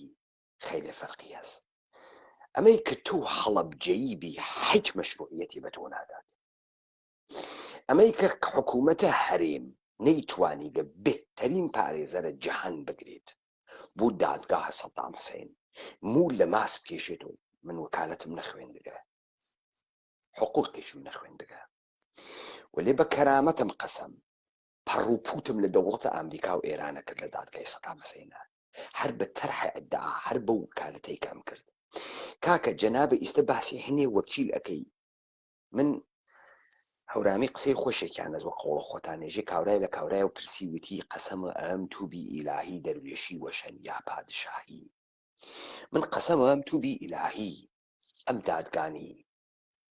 هەڵەبجە و قیامەتیانی هەڵەبجەکە ئێمە دامانیاگە چەنی سەرکەوتوترە لە دادگاکی سەدام حوسێن. کاک پەیمانگیان ئەم دادگایی کە جەنابت ئەیبەی بەڕێوەوە کە ئێمە بەشداریەکەین تایە، ئەمە ویژدانی ئینسانەکان زیینوەکاتەوە و تاوانبارەکان دیاریەکە و خەتابارەکان ئەخاتە ڕوو و ئەمانە ئامادەکە بۆ دادگایەک پێش دادگایە قیامەت. ئەگینا من بڕاستیت پێ بڵێم ئەو دادگایە کە برا بەڕێوە بۆ مەسەلەی دادگاییکردنی سەرانی سەدام ئەبوای لێرە نەبوایە، ئەبوای لە ئەمریکاوە، ئەوەی لە لاهای بوایە. ئەمانە سیناریۆیەک بوو بە سەرپەرشتی ئەمریکا خۆی. بەڵام کەسەکان کە ئەیان بر بڕێوە کارەکتەرەکان بە تەوری کولی خەڵکی شیعە بوون، خەڵکی شیعە بوون. ئەگەر خەڵکی شیعە نەبێ بۆچی لەبەر خاتری دڵی ئەوان لەسەر قەزیەی دوجەی کە مزارەیە کراوە چەند کەسێک کوژراوە؟ خۆ ئێمە ساڵێ بەر لە کیمیابارانی هەڵەبجە ژینۆسایدی هەڵەبجە ئەوانە خەڵکمان لە کانی ئەشقانە لێ کوژرا. ئەی بۆ نەگەیشتە قەزیە ئێمە؟ ئەمە سیناریۆیەک بوو خەڵکی عێراق ئەیبر بڕێوە بەم کار ئەکتەرانە زائیدن حکوومەتی هەرێم و دەستگای شەیدانیش بەشداری کردبوو ئەگینە هەمووی بە سەرپەرشتی ئەمریکەکان بوون وەختێک کە من کاک بەکرد سەدێک کە پیاوێکی خۆداسایی و محتەرەمە هات وتی کاکە ئێمە ئەڵێ ماڵت پڕ بێ لە ڕازیانەوە بە سگێشە بمری تۆ خەڵکی هەڵەبجەی من خۆم لە ئێران بوو ماگام لە مەزوعەکەی تۆ بوو تەیارەکانت بینی ئیفادەت لێ وەرگرتن شتی بە خۆتت پێ کەچی ئێمە خۆمان کردووە لە تۆ چین خەڵکێگەنی نازانێت دوو قسە بکات و عەلی کیمیاوی جەماعەت گاڵتەی پێکەن تۆ بۆ نایی وتم کاک بەکردیان من ئەنفال و شەهیدەکانمان بە حسێب ناکەن بە ئەنفال و بە شەهید قەسەم بەخوا ئێستاش من عەرزم وەرنەگرتووە کاک پەیمان من 4 مهندسم پێگەیانوە بۆ ئەم کوردستانە یەکەمیان کاک ئەنەسە لەگەڵ سێکچی ترما 4 مهندس بەدەستی خۆم 2 دکتۆریش بەڕێوە ئینشاءڵڵا ئەگەر من بتوانم 4 مهندس پێشکەش بە کورد و کوردستان بکەم ئەی ئەو حکوومەتی هەرێمە دەردێتی عەرزێک با بە کوڕەکەم لە جیاتی خوێنی داکیا با بیکاتەوە بە باڵەخانێک و تیا دانیشێ هەتا ئێستا من عەرزێکم وەرنەگرتووە بەو دەست و پەنجانەی خۆمان و بەو عیلم و زانیارەی خۆمان لەخوا بەزیابێ بێ منەت لە حکوومەتی هەرێم کوڕیشم خانوو هەیە و خۆشم خانومەیە و هیچ ئیسفادەیەکمان لە خوێنی ئەم شەهیدانەمان نەکردووە لێشیان ناکەین ئینشەڵڵا با بمێنێ بۆ قیامەت قوربان دادگایەکە ئەمریکایی بربڕێەوە کە من کاک بەکرات شتێکی ئاوای پێوتم وتم من مەناعەتم نییە کاک بەکرد بەس تۆ زەمانەتی من ئەەکەی من هیچم بەسەر نێ بۆ قەزیەکی وتم من لەبەر یەک شتیە لەبەر ئەو گاڵت نەپێکردنەیەم کە عەلی کیمیایی گاڵتەیە کرد بە شایەت حاڵەکانەی وتی ئێمە ئاردمان خستە خوارەوە وتی کاکە گیان ئەژێت تۆ بێی وتی ئێمە لێرە لە سلێمانی هەتا ئەچیتە بەغاویەیتەوە ئەمریکەکان حمایەتە دەکەن دڵنیا بە هیچت بەسەر نایە مەگەر قەدەری خوا وتم ئاخر کاکە خۆ دەزانی تەقینەوەیە و ئەوان بە شوێن شایەت حاڵ و خەڵک ئاگەڕێن ئەڵێ چوون بۆ ڕیش سمێڵیشم دانا من تا ئێستا ماوم جینۆسایی نەکراوم بام بێنم بۆ ماڵ و مناڵەکەم وتی نا خەمی کاک اسماعیل بگرە فارسەژێ دروستە نەخۆردیم نۆنەگیاندەوە ئەوە دیدیم دەستە مردم دروستە نانی گەنممان نەخوارگەمە چاومان پێکەوت کە بەدەسە خەڵکۆ دروستە حکوومەت نەوگین دروستە دنیامان ئیدارە نەکردگە وەلێ حاڵیمان ئەم دنیا چە خەوەرە چۆنە بۆ دادگاهە جنایەتکارێ وەکو سەدام حوسێن کە گشتتان نێژن جنایەتکارە دەوڵەتە ئەمریکایی دەوڵەتە عێراق ئەم گشتە کەلەزلە ئەم گشتە پڕمودعا ئەم گشتە پرۆفسۆرە ئەم گشتە ئۆپۆزیسیۆنە ئەم گشتە تێهاڵ دریاکە پەروەندەکەی ئامادە نییە بۆ سەدام حوسێن پەروەندەی سەدام حوسێن کووە دۆسیەک لەسەر سەدام حوسێن کۆکریاگەسۆ کووە سەدام حوسێن مەشیایە فقط 20 جەلەسە ئیتهامات بەر عەلەیهی بخوێنرێتەوە کووا چی تۆ لە پڕێکا بێ بڕۆی لە شاری هەڵەبجا کێ بۆ کاورەت بەکر کێ ناوبوو کاکە و بەکرە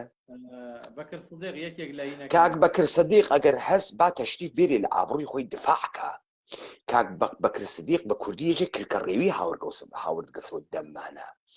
یعنی چی تۆ لە پڕێکە ئەڕووی دانەیەکە دۆزی تۆ بێ دۆسی هەڵەبجە و بێ لەسەری قسە بکە خەریکی کلکەڕێوی بەدەمە کیا تێری تۆ دادگای فەرمایشی بۆ کێ ئەوەی تەڕێوە ئەم ئیاڵەتە متحدەیە ئەمریکا ئەڕوا لە کونە مشکەکەی ماڵە فلانە کەس و سەدام حوسێنە ژێرزەمینیەکەیە بۆ مەشیمیایی ئەدۆزێتەوە بە قەمەرسەناعی عەکسی لێگر و جاسووسە CIA وا لە گشتێکی دنیا وەلێ مەلەفە سەدام حوسێن ناتوانێت بخاتە دەرەوە ئیستە ماتەڵن کاکێ بڕوا کاک ئیسماعیلە بەڵخەیی بڕوا تا ما بەقی شهودێک مفتەزەحانە قسەکەن حداقل پیاگێ بڕوا دروستە ساوی قسەی تیا بکە مەسخەرەی نەکەن یعنی من سەدام حوسێنم گرتە کاک ئیسماعیل بەڵخەیی با من وعدێکە پێ بەم ئەگەر من قیامم خستە ڕێ دانە بە دانەیەم سەرانی حەلی مەگرت فقط 2 مانگ مەلەف بەر عەلەیهیان نەخوێنمەوە کە کێن ئەمانە من هەر لە ئیستەوە ئەم دادگامە دانیاگە ئەبعادە ئەمانە دەربخەم ئەبعادیان دەربخەم چکارە بووگن هاوکات کە ئەمڕۆ لەگەڵە جنابت قسەمەکرد لەسەر کار بووم کتاوە حیزبی دموکراتمە خوێندەوە 3 کتاو خەریکەمە خوێندمەوە لەسەر حیزبی دموکرات هاوکات لە بێ ئەلفباوە کە دەستی پێکردکە تا ئەم دقیقە نەک ئەوەی کە من هەر کتێوەکەم خوێندە عاشقی بووم ئەڕۆمە ناوە ئەو کتێوە چیم گەرەکەی دەرتێرم بۆ وەختە خۆی تەمام ئەم دیبەیتانە یەکەم بۆ وەختە خۆیە من هەڵە گەڕێمە ڕوو ئەکەمە کاورا ئێژم پەلەمەکە چنگم لێت گیرەوێت ئەمانتە بوو دائەنێم وەختی ئێژم ئارشیڤەکری بۆ ئایەندە باڵ بیتە باڵە حەزرەتە عەباس و ئەدگرم چۆن دەوڵەتی ئەمریکا ئەوەی پەیمانە حەیدەری لێ نەهات چۆن دەوڵەتە ئێرانەوەنەی پەیمانە حەیدەری لێ نەهات دوو کە لە زلی پارتی وەکێتی ئەوەی پەیمانە حەیدەری یەک نەفەر بە مۆبایلەکەی دەسیوە وا 12 سەعات کارەکە بۆ بژێوی ژیانی ئێوارە تێت و دانیشێ لە بەرامبەر دووربینێکە مدعی العمومە و وەکیلە فەلسفەی ئەخلاقەکە فەلسفەی سیاسەتەکە تاریخ خوێنێت و بۆ خاتری ئەوەی ئەم ئومەتە بەرباد چووگە بزانێت چی لێ قۆمیاگە چۆنە کاکە ئیسماعیل باوەڕ کە ئەمە پیتەخەنەکردن بە ئینسانە کوردیە کاکی باوکە من تەمامە دادگای نورنبێرگە خوێندگەسەوە تەمامە جەلەساتە محاکمەی ئایشمنم لە ئیسرائیل خوێندگەسەوە تەمامە نووسینەکانە هەنا ئەڕێنتە بخوێندگەسەوە بۆی ئەتوانم ئەم دادگا بۆ مەڕێوە تەمامە زەوایای قەتڵ عامە یەهود لە جەنگە جەهانی دووەمە خوێندگەسەوە نەقشە ئوکراین لە جەنگە جەهانی دووەمە خوێندگەسەوە بۆچی لە زەوایای مختلف من ساعەتها تەحقیقم کردگە بزانم چه جنایەتی بەر عەلەیه من سوورەتی گرتگە چه شکلی سوورەتی گرتگە بۆیە تۆ حەیرەت ئەکەی لە میزانە نابودی بەسەر ئێمە کرد ئەمە کلکە ڕێوی هاوردنە ئەمە ئەنتەریاتە ئەمە نەمایشە ئەو ئاغایشی بێتەگرا جواوە من باتۆ کێ هاتکە لە پڕێکەوە بوومە قوروان تو تخوات و پیاخاسەیت و بێت لە ئیعتبارە تۆ ئستفادە بکە لە خوێنە ژنە تۆ و لە خوێنە مناڵەکەی تۆ ئستفادە بکە فرمێسکی پێبگرنە خوارەوە تۆ دڵت دامرکێت و دڵاوان دامرکێت و حەلمان کرد دەو حەل بوو نه داستانە ئومەتە کوردی کوشتنە سەدام حوسێن نەبوو داستانە ئومەتە کوردی مشارەکە و گەلە کۆمەیەکی جیهانیە بەر عەلەیه ئەم ئومەتەکە کریاکە ومەشیایە ئەبعادی مشخص بوایەتەوە تۆ ئیاڵەتی متحدەی ئەمریکای سەدام حوسێنە گرتکە لە کونێکا دەرە هاوردگە پەروەندەسازی بەر عەلەیهی نەکردگە هیچ پەروەندەیەکە نییە جمهوریە ئیسلامیە تێ هەڵدریاک یەکێکی گرت بە ناوی پێشمەرگەیەکی کۆمەڵە بۆ گشتانە هێناسن ڕامینی ناوەکەیم لە بیر چوو و ئێدامی کرد 3 ساڵ ڕامینی برد و هاوردۆ بردی و هاوردیوە بردی و هاوردیوە بردی و هاوردیوە تا ئاعترافی لێسن من فعالی جامعەی مەدەنی بووبم وەختی ئاعترافی لێسن فعالی جامعەی مەدەنی بووگە ئێلان ئێدامی کرد یعنی بە ئەندازەی جمهوری ئیسلامی و ڕامینی لێ نەهات چۆن ئەمانە پەروەندە سازیان نەکرد بۆ سەدام حوسێن رامین حوسێن پەناهی مەمنون کاک سەعید سەلیمی رامین حوسێن پەناهی ئەخ بابگیان تۆ لە پڕێکە ئەوەنە شەواهدە بەدەستەوە نەوێت ئەوەنە شتە کۆ نەکردوێتۆ لە پڕێکا بڕۆی کاک اسماعیل بەڵخەی بێری وەڵا ما بەقی ئەفتزاحیان کرد کاک اسماعیل بێ یعنی چۆن مدعی العموم من ئیستە کاک اسماعیل ئیستە کەسێک تێ لە ناوی ئەم دادگا قسەکە بە ئیلتیجایەکی ترە بڕوا دیخەی پێگرم يعني چۆن يعني مامۆستا محەممەد ڕەوف عەزیز تەشریفی هاوردەناوە ئەم دادگا وهات فەرمایشاتە خۆی کرد تحلیل خۆی تحلیلە حاکمیەت بوو من وتم مامۆستا بێسە تعلیقێکیشی لە ئێمەدا لە سەرەتاوە من لە ئەوڵەوتم سەنگومەنم دادگا چۆنە وتیەوە لای ئێمە وەختە خۆی رادیۆ مونتۆکارلۆ بوو هەرچی عەشایرە گوێ ئەدا ئەم تحلیلەی جنابتی ئەکرد تەوەجۆ فەرمی وتم مادام مامۆستا بێسە من لە 500 ساڵە پێشەوە لە دەورانە ئستعمارەوە بۆیم تحلیل کرد دامەقەی یەکتری و دامەقەی یەکتری و دامەقەی یەکتری و تا گەیاندمەگرا وتم ئیسە مامۆستا دیت تحلیلە مۆنتێکارلۆیی نەبوو 2 ساعات و نیم قەرار بوو ساعاتی بێ 2 ساعات و نیم وێسیە چۆنە من ئەمانە ئەتوانم بکەم یاڵەتە متحدەی ئەمریکا هیچ ئامادەگیەکی نییە دەوڵەتە ئێران ئامادەگی تەرحە ئیدعایان بەر عەلەیه سەدام حوسێن نییە یەکێتی و پارتی تێ هەڵدریاک حتا ساڵە 2013 ساڵیان بەبەردەست بوو ئەگەر ئەمانە جرۆزن نین ئەگەر جنایەتکار نین ئەگەر هاودەستیان نەبووگن ئەگەر خۆیان لە بازیەکە نەبووگن مەشیایە دەکومنت لەسەر دەکومنت لەسەر دەکومنت جۆکەنەوە ئەی چۆنە خەڵکەکە ئەزانێت قاعید فرقەکە وتی کەنیشکەکەی سەدام حوسێن فڵانە چێت وە فڵانە چێت چۆن خەڵک ئەوە ئەزانێ ما بەقیەی نازانی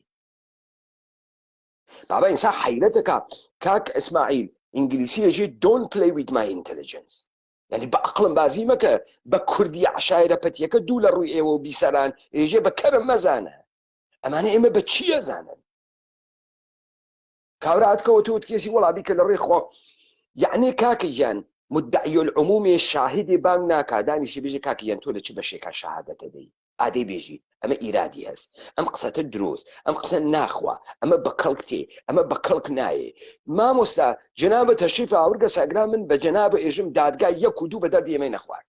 ناوەی کە قەشەنگ نەوێت ناوەی کە چیرۆکە جەنابەت چینی دەنی نەوێت ناوەی کە چیرۆکە جەنابەت سەدان فیلم لەسەری دروست نەکرێت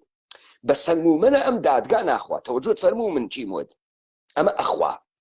چۆن مدعی العموم ئەمەینەوت کە بەما بەقی کاورایژی ئاڵای پەرچەمەکە شەکیاگەس و بەقی هەوا پەیماکە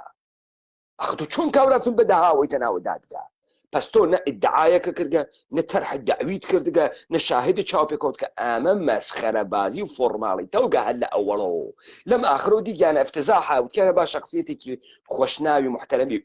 وەکو کاگسماعیلیش بووین هەر لەبەرەوەی دوو فرمێسک بسێنین و تەواویکەین ڕاپەیکاری بەڵێ فەرموو کاگسماعیل ببەخشە منە و تۆزیحاتەمدا خواهشەکەم کاک پەیمانگیان هەڵبەتە کاک پەیمان من یعنی جزئێکی ئەوە بوو بەڕاستی بەزەییم هاتەوە بە شاید حاڵەکانە یعنی هەمومان شتمان بەسەر هاتووە لەوە چێ خەڵکانێک بێت زۆر لە من خراپری بەسەر هاتوێ تعدادی کەس و کارەکەی لە ئەنفال لە کیمیاباران بەڵام من شتێکم پێ بوو یعنی خەڵک پێی نییە من شتێکم پێ بوو خەڵک پێی نییە کە متعلق بوو بە ئینکاریکردنی علی کیمیایی و دەربارەی کیمیابارانی هەڵەبجە و فڕۆکەوانەکان من کە وەختێ لەوێ چوین لەگەڵ ئەو محامیانەی خۆمانە طبعا ئێمە حەوت کەس بوون تەسەورەکەی کاک پەیمان برادرێک هاتبوو و ناوی بە هیچ بوو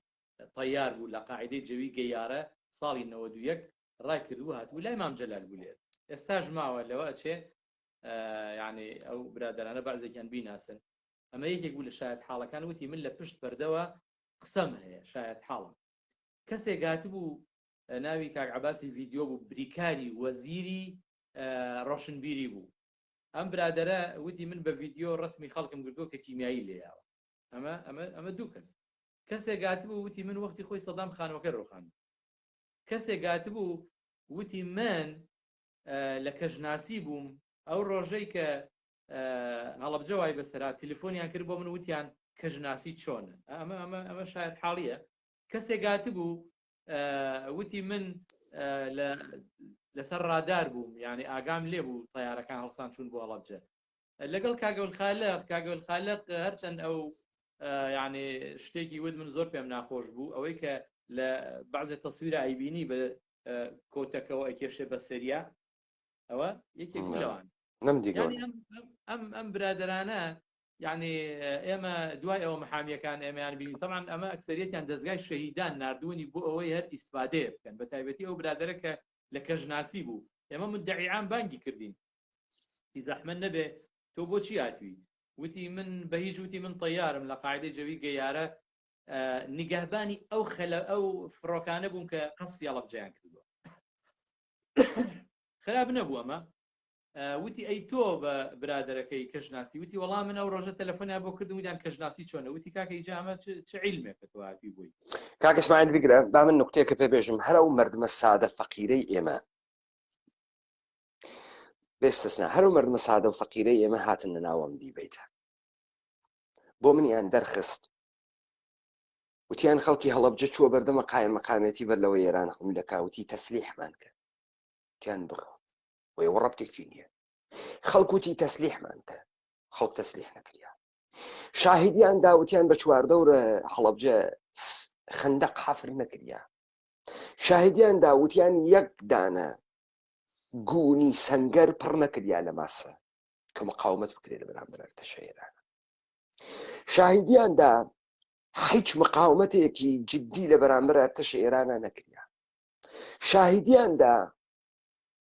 ئەرتەشی عێراق پەلاماری دەوڵەتە ئێرانی نەدا و پردی زەڵمی شان تەقاند و یەک نەفەر نەهات دادگاه سەدام حوسێن مەشیە بەم سوحالانە دەسی پێ بکردە نەکلکە ڕێوی بێرن بەدەم مەردمە من هەرە و مەردمە سادەی هەڵەبجەمە هاورد وا 33 ساڵە ئەم بەختانە قسەی خۆیان ئەکەن و مەردم بە بازیان ئەگرێ مەردمە ئێمە بۆ تەحمیق کریاگن مەردمە ئێمە کەس نایەن واتە قوڵایی و گشتی لە سەد هاوەیلانیانەکە تەوەجۆکەین تعقیبە کەیسە شیمیایی هەڵەبجە تعقیبە ئەمەی گەرەکە کە ئەرتەشی عێراقی بۆچی ئەگاتە لەختەی بۆمبارانە هەڵەبجە تا بڕۆینە سەر بن بە بۆمبارانە هەڵەبجە مدعی العموم نازانم چ پەدەر سوختەیە بووگە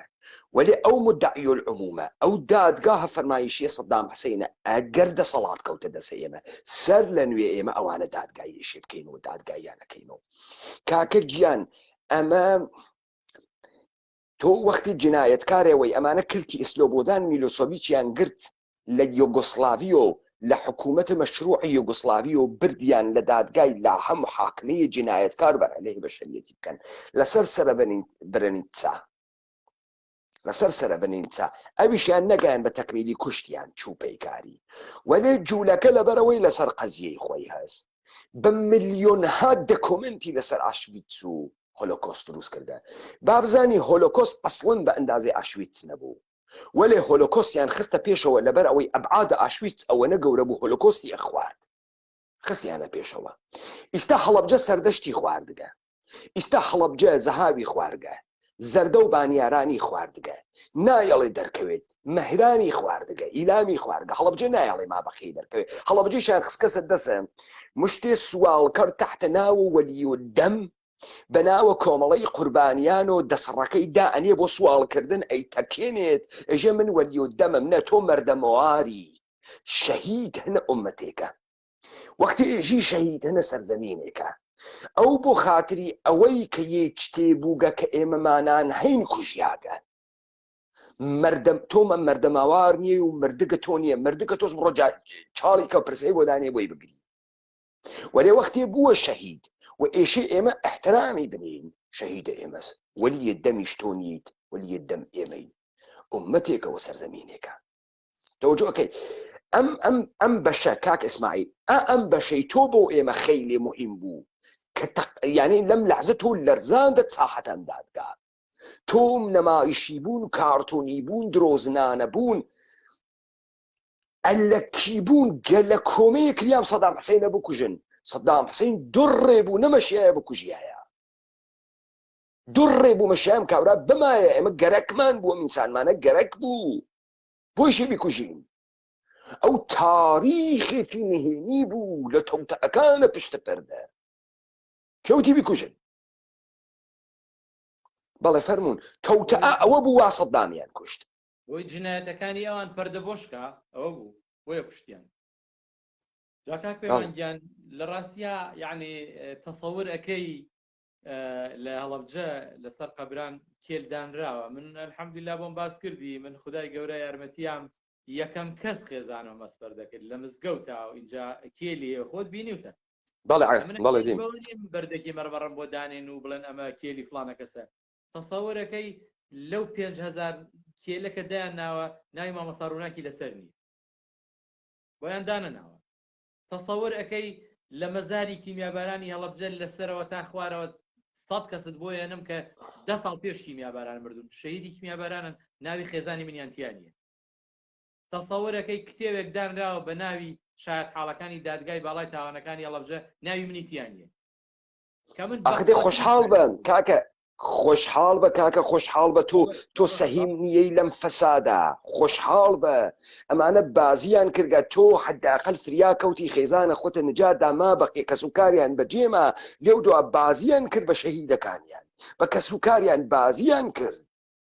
تۆ خۆشحاڵ بە کاکە مەچۆ سەر ئەو مەوزوعە بابێنە سەر ئەم دادگا بزانم کێ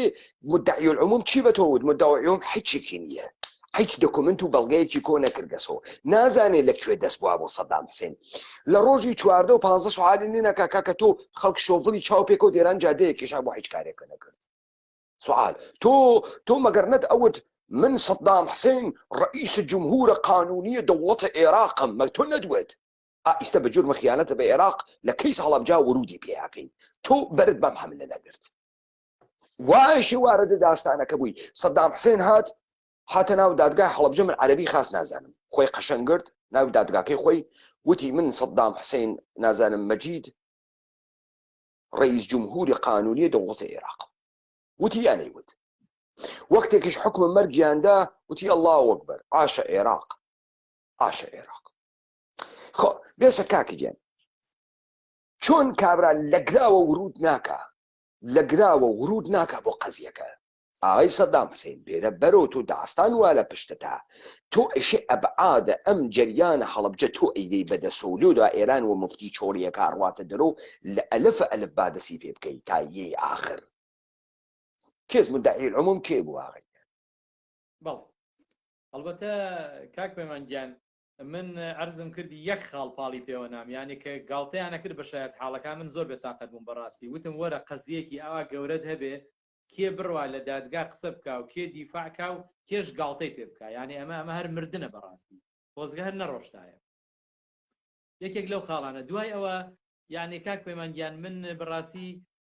ئەها وەختێک کە ئینسان دەردەدڵێکی ئەبێت حەزەکە خەڵک گوێ بۆ شلکات چونکە بەس بە باسکردنی مقداری ئافاقەت بۆتێت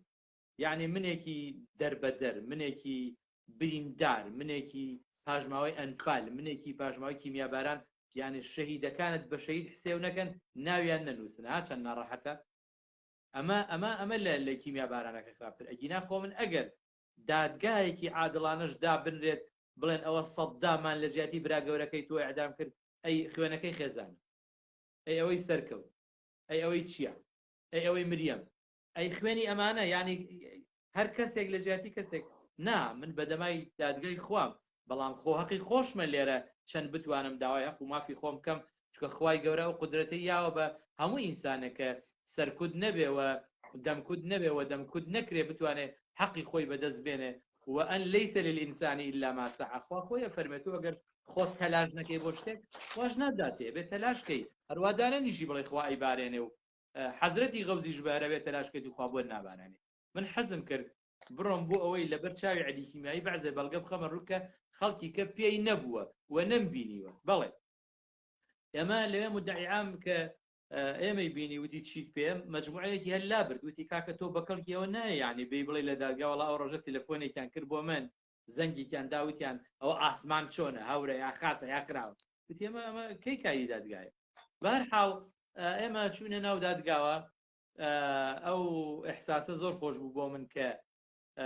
ئەوانەی کە لەوێ بوون هەر هەمویان مەوجود بوون مجرمەکان بێژگە سەدام خۆ دەزانی سەدام پێش قەزیە ئێمە فەوتی کرد بەڵامی تر لەوێ ئەوان ئێمە دانیشت بووین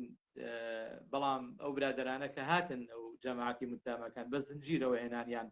یعنی زۆر داماوانە هاتن و کە لە بچیان لێکردنەوە و دانیشت و هەمووی پیر بوون و اینجا ڕۆژێ لە ڕۆزان ئەوان معەزەز و مکەڕەم ئێمەش زەلیل و داما بوون ئێستا ئەوە تا ئەو لەوێ کەوتووە و ئەمەش ئیش و کارەکەی بەڵێ دەستکرا بە قسە و ئەمسەر و ئەوسەر هاتە سەرەی من وتی خۆت بناسێنە وتم من ناوم ئەوەیە خەڵکی هەڵەبجەم وتی ئەبێ هەمومان دەست بێنە سەر کتابی مقدس کە لا ئێمە قورئانەکە ئەوەی حەق نەبێ نایڵێم بڵێ وتمان ئەوەی حەق نەبێ نایڵێم طبعا من کتابی مقدسیش نەبێ خۆم بڕیارم ماوە ئەوەی حەق بێ بڵێم ئینشاڵڵا ئەوەیش ناحەق بێ نزیکی نەکەمەوە ئێتر من لە جەرەیانەکەەوە دەستم پێکرد برادێکیان هێنابوو سێرە مەخسەرەیە دەستگای شەهیدان برادێکیان هێنا متەرجم بوو یعنی من بەجلی کوردیەوە ڕۆشتم شاید بعضی عەکس و شتیشم بۆ ناردی ئەگەر مەجال بوو بێ سەیریکەی لە مەحکەمەکە من بەجلی کوردیەوە لێوە دانیشتم برادێکیان هێنابوو حەزیشم کرد بە کوردی قسە بکەم نەک بە عەرەبیەکی نە عەرەبیەکەم زۆر باش بوو برادێکیان ناردبوو دەستگای شەهیدان بە ناوی متەرجم ئێمە زوهورمان کرد لە کامێرا متەرجمیش لە پاڵاوتی دەستکە بە قەزیەکەی خۆت کە من دەستم پێکرد کابراوتی مامۆساییان وەڵی ئەم قسانە تۆ ئەیکێ من ناتوانم بیکەم بە عەرەبی ئێوتم تۆ بۆچی هاتووی وتی وەڵی ئاخر تۆ قەزیەکەت زۆر ناڕەحەتە یعنی تۆ ئەڵێ شتێکم بینی وەکو قیامەت بوو وتی من ئەم تعبیرە ناتوانم بکەم بە عەرەبی وڵاتر حاکم وتی ئەوە چێ وتم کاک جەنابی مدعی عام من داوات لێ یەکەم کە ئیستیغنا ئەەکەم لەم متەرجمە کە قەرار بوو بە کوردی قسە بکەم با ئیستیغنای لێ یەکەم با بچێتە دەرەوە من کارم بەو نییە خۆم قسەکەم بە عەرەبی حەزمە کرد بە کوردی قسە بکەم بە زمانەکەی خۆم بەڵام دیارە ئەم برادرە ئەوە نییە کە هاتووە دیارە هەر بۆ پارە خواردن و ئەوانە هاتوو مدعی عام وتی یاخی خۆتە مادەم ئەو ناتوانێت قسەکان تەرجمەکە خۆت بەلاغەت و تەلاقەتە دێ بە عەرەبی قسە بکەن یعنی ئەم برادرە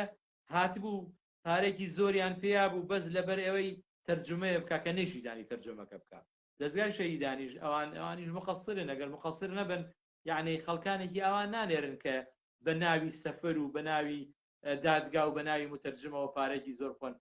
فعلا هەتا ئێمەش تەواو بووین من دەڕۆژێک لەوێ بووم کە مەتەبم داخستووە و مەرەخەسیم وەرگرتووە کە ئەوی ژەر پوڵوشتم لێ ئەبڕێ و تەنها وەتێلەکە خواردنەکە لەسەر حکوومەت وەگینا هەموو ئەو شتانە خۆ قەرەبوو ناکرێتەوە بۆ من بەڵام من حەزمە کرد قەزیەکەی خۆم لەوێ بەم بەگوێ ئەوانە کە یانود ئێمە ئاردمان خستە خوارەوە کاکە من یەک سوالە لێ بکەم توای سوال دەستگای شەهیدان کاری چییە؟ دەستگای شەهیدان کاری ئەوەیە کە هەرکەس حیزبی بێ وەرگەز وەتە خۆیانە بێ بەرزیکەنەوە بیوەنە ئاسمان پەلەمەکە ئەمە دەستگای شەهیدانە شەهیدانی خۆیان نە بێسە یا دەستگای پەرواری بەجێماوانی شەهیدانە کامیان دەستگای شەهیدان ئاخر براکەم شەهیدان معنای هەست یعنی بۆ شەهیدەکە دروست کریاگە بۆ ئەو دروست کریاگە دروستە یعنی تۆ ئێشی بڕۆیت بە شوێنە کۆکردنەوەی ئەم ئینسانە کە کوژیاگە خاتراتی مشکڵاتی معزەلاتی ئەمە بەشێکی تری ئەمەسە تاوانەکە کێ بووگە کێکردگیسی بۆ کریاگە لەسەر چی کریاگە مەگەرەمە نییە چی ئەم دەستگای شەهیدانە پەیمانگیان ئەمانە من پێم وتی یعنی ئەگەر سەدامیشیان پەت بگردایە لەسەر براکەم خۆ من ڕازی نەبوو چووگە هەموو حەقەکەم وەرنەگرتوێتەوە بەڵام من بەو ئێعتیبارەی کە مقدارشتم پێ بوو دەربارەی فڕۆکەوانەکان بۆی عەلیکیمیایی نەتوانێت گاڵتە بە من بکە فعلا لەم هەموو ماجرا و قسەکردنا هەمووی بێدەنگ بوون کەس قسەی نەکردووە ئەو وەزعی محەممەد عورێبی بوو کە وەفاءن بۆ فرمێسکەکەی من ڕەحمەتێکم بۆ نارد بەس عەلیکیمیایی وتی من یەک پرسیارەکەم مدعی عام ئەگەر مەجال بێ پرسیارەکەم لەم پیاوە وتی فەرموو وتی عفو ئەمانە خۆیان محامیان نەبوو با هەیان بوو کاکە بێسە ئەمە کوێز ئەمە گەلەگالیە ئەمە کوێز ئەمە دادگاست ئەو بۆی نییە متهم قسە بکە وەکیلە متهم ئێشێ قسە بکە ئەو بۆی نییە سوعال لە تۆ بکە وەکیلە متهم قسەکە متهم فقط زمانێ قسەکە کە بیوەنە جایگاهە شهود وەلەوێ تەرح ئیدعا بەر عەلەیهی بکەن قسەکە جوانە ئەوی ژوای وێدوتی من ئەگەر ئیجازەم بەی داوا ئەەکەم لە وەکیلەکەم ئەم پرسیارە لەو پیاوە بکە ئەویش وتی داوا بکەیت لە وەکیلەکەت بە ئەو پرسیارە لەو پیاوە بکە وتی پرسیارەکە چییە وتی بڵێ بەم کاک اسماعیلە ئایا ڕۆژێک ئەو کە هەڵەبجە گیرا پاسداری بینییانە کاکەت خوا بیگرە کورە کاکە بیگرە تۆ سەیرە ئەم توڕەهاتەکە خەڵکی کوردستان ئەگەر چەکە شیمیایی بەر ئەساسە کنوانسیۆنەکانە حقوق بين المللي ممنوع بكارهێنانی يعني حقوق بين الملل دادگایش ئێشێ طبقە ڕەواڵە جیهانی بڕواتە ڕێوە جا ئیسەما من نوکتەیەکتان پێ بێژم کاکە گیان کەیس و شەهادەتە ئاغای ئیسماعیلە بەڵخەئی نەگەی گەسە دەسە عەلی شیمیایی بیخوێنێتەوە نەک بیخوێنێتەوە یعنی ئێشێ شەهادەتە ئیسماعیلە بەڵخەئی بڕوایە دەسە وەکیلە ئاغای عەلی شیمیایی وەکیلە ئاغای عەلی شیمیایی بیوتە عەلی شیمیایی دانیشە ئیسماعیلە بەڵخەیی ئەمە ئێژێ جواو بارۆ ئیتر احتیاجی نەئەکرد لە دادکورەت سەیرە ئەم توڕەهاتەکە احتیاجی نەئەکرد لە دادگا عەلی شیمیایی بێژێ وەکیل ئالی بپرسە ئێژی دوو نەفەر دەنیانێوە یەکۆ ئەژی ژن و شووە و بگەسە شەڕیان و مناڵەکەکەن نێوانیان کاکەمە دادگانی ئەمە مەحزەلەس ئاغاگیان مردم مەسخەرەکردنە من سوعالێکە لە یەکەم من ئینسانێکی بێسەوادم بێشەهادەم بێمەدرەکم وەلی ئەو عێراقە حەبیبە حقوقدانە فرەیواتیە ئەو حکوومەتە هەرێمە تێ هەڵدریاگە فرەکە لە زل و حقوقدان و باسەوادی واتیە وایە یاوانیە یەک نەفەر تا ئیستە ئیرادی بەم دادگا گرکە ئیراد حقوقی ئیراد بەرکل لە دادگاکە چۆن شاهدە چۆن ئەمە دادگایەکە و عیداڵەتی تیا بەرقەرار ئەوێ من متهم لە تەرح ئیدعای شاهدێ بەر عەلەیه من خەبەردار نییەم و ئەو لەحزە بە منی ئێژن و ئەو کاوراتێ ئەو لەحزە ئیفادادا کاکەمە لە هیچ کوێی دنیاوانیە لە هیچ کوێی دنیاوانیە عەزیزم چاوم تۆ ئێشێ ئەوەڵەن خوات تەواوە ئیدعانامەیە ئاغای مدعی العموم و بەدەست وایە کە نەتبووکە نیتە شەهادەتە جنابت مەشەیە بنووسریایە ئیمزات بکردایە نسخەیەکی بەدەستی وەکیلی عەلی شیمیایی بکەوتایە وەکیلی عەلی شیمیایی تەکە عەلی شیمیایی قسەی بکردایە عەلی شیمیایی جوابی بدایەتەوە وەکیلەکەی عەلی شیمیایی هەر تۆ قسە دەکرد تۆی ئەدا بەرە پرسیار ئەو تۆ لەوێ درۆکەی لەوێ ڕازەکەی لەوێ درۆکەی لەوێ ڕازەکەی خۆ ئیستە سوعالێ جناب بریایتە جایگاه شهود ئەوەڵین نەفەر ئێشێ مدعی العموم لە تۆ سوالکە وانە یا تۆ چووکی قسە تعریفەکەی تۆ بزانە ڕەواڵەت دادگا ئاواسە قازی شەهادەتە جنابە وا لە دەسیە مدعی العموم شەهادەتە تۆ وا لە دەسیە وەکیلە متهم شەهادەتە تۆ وا لە دەسیە تۆ ناوەنە ئەوێ دادگا قسە تعریفکەی تۆ ئەو بگریت نا كاوراي مدعي ميجي خد بناسينه من اسماعيل بلخي متولد اونا اسماعيل بلخي جنابه ادعاء كي صالح 1300 مثلا شستو هش لشاره كاميرانا صفر وكوان دي لوي ورود كات داستانك تو اجي بالي او يجي دروكي مثلا اجي فلان وفلان توجهك كاك دادقا ام الشكليه ام كويس ام كاولستانه ام زلكاوه كويس يك نفر باسواديت يعني بيجي ام محزلو ام تعاطلو ام نمايش ام ترعات شيء اللي قرر مزالكي شون شاهد روات الدادقا روايته قصه تعريفكاتو كاك بيمانجان بەرحاڵ من بۆم باس کردی وتم ئەمە ئەمریکیەکان خۆیان هەموو شتەکانیانە بربڕەوە ئەمە سیناریۆیەک بوو بۆ ئەوەی پەردەپۆشی شتەکانی پێ بکەن ئەگینا كورة كاكا اسماعيل من نقرا مشكلة أمريكانية جناب وايت أم جيجي كدانيشتجي بأدبيات خمان فردين بأدبيات حكومة حريم قصبكين أما مجا إراقة حبيب النية مجا إراقة حبيب مثقفي تيانية مجا حقوق دانو وكيلي تيانية مجا كالنزلة ادعاء دار حكومة حريم الشهادة داري تيانية إنه تلوبيان دنياي بركركاسو بو أم قساني من أي كم تايس حش كسني كذا بحر پێوانەیەکی دادگای هەر کوێی دنیا بەڕەسیەکەی قسەی منە دروسە دادگا کەی شوێنی داستان تعریفکردنەوەیە تۆ داستانەکەت قبلن تعریف کردگە من خوێندگمە سۆ ئەزانم بعد منە مدعی العموم سوال لە جەنابە دەکەم جا وەکیلەکەی ئاغایە عەلی شیمیایی تێت ئەویش سوالە لێکە و بعد لەگرا جەنابەت ئیمکانی هەست شەهادەتەکەت یا پشتڕاست بکرێت و یاوە درۆ بخرێت كاكا من سؤال مساء أم جشتبا سواد ولا مملكة شون يقدر الإيرادي نقول كتان دقيقة أزاني بوني قلت تمامي أو النخبة فاسداني وأنا أو سرزمينة إيجن إيما نخبة ملة كردين أزدم فاسد دس داقي الكرانة أمة كردين معاش أقلن إيما دا بوصينا تواو أو نادرساني امرو تحت عنوان دولة عراقي تكيان داقة بسر سرزمينة كردوارو أوانا دسيان بوغا لجينوسايد أمة كردية تا أقرا دسيان وانا خوين أمة كردية تا أم دقيقة بردواما وآوا مهزليك بسر مردم بدبخت جينوسايد كرياغا كاولة مالويران دربدر تحميق كرياغا كردية أكن بەڵێ کاک پەیمانگیان ئیتر ئێمە عەرزمان کردی یعنی ئێستاش لێرە واز لە سەدام بێنە بڕۆ لەو بازارە مەسئولێک حرەسی مەسئولێک یەک پیاوێکە کوژێ ئەمە پیاو کوشتن ئەگەر ڕاستی دەوێت ئەنەفت بالنەفسە بێ بکوژێتەوە بەیانی دوو بەیانی وەکو سڵحی عەشایری وەکو بەرزەکی بانان بۆ یەفرێ نە مدعی عامە توانێت قسە بکە نە حاکمە توانێت قسە بکە نە محامیە توانێت قسە بکە لێرە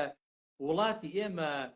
وڵاتێکە یعنی ئاشێکە مەگەر خوای گەورە هەر خۆی سەری لێ دەرکا جەنگەڵستانێکە هەر مەپرسە البقاء للأقوى يعني ئەوەی کە گەرە کێسی بمێنێتەوە ئەتوانێت دەست بەرێ بۆ هەرچی شتێکی خراوە بەس بۆی خۆی بمێنێتەوە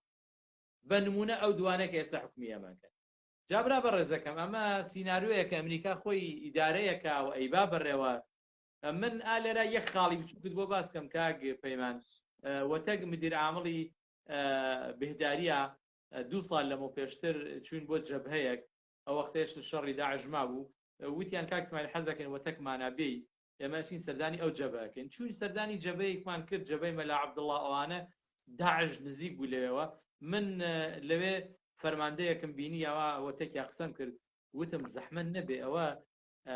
وەختێک ئێوە هجوومەکەن یعنی کەی هجوومەکەن چۆن هجوومەکەن داعش چۆن هجوومەکات لەو بابەتانە وتی دکتۆر گیان ئێمە بەم تعبیرە زۆر جوانی وتی ئێمە داشی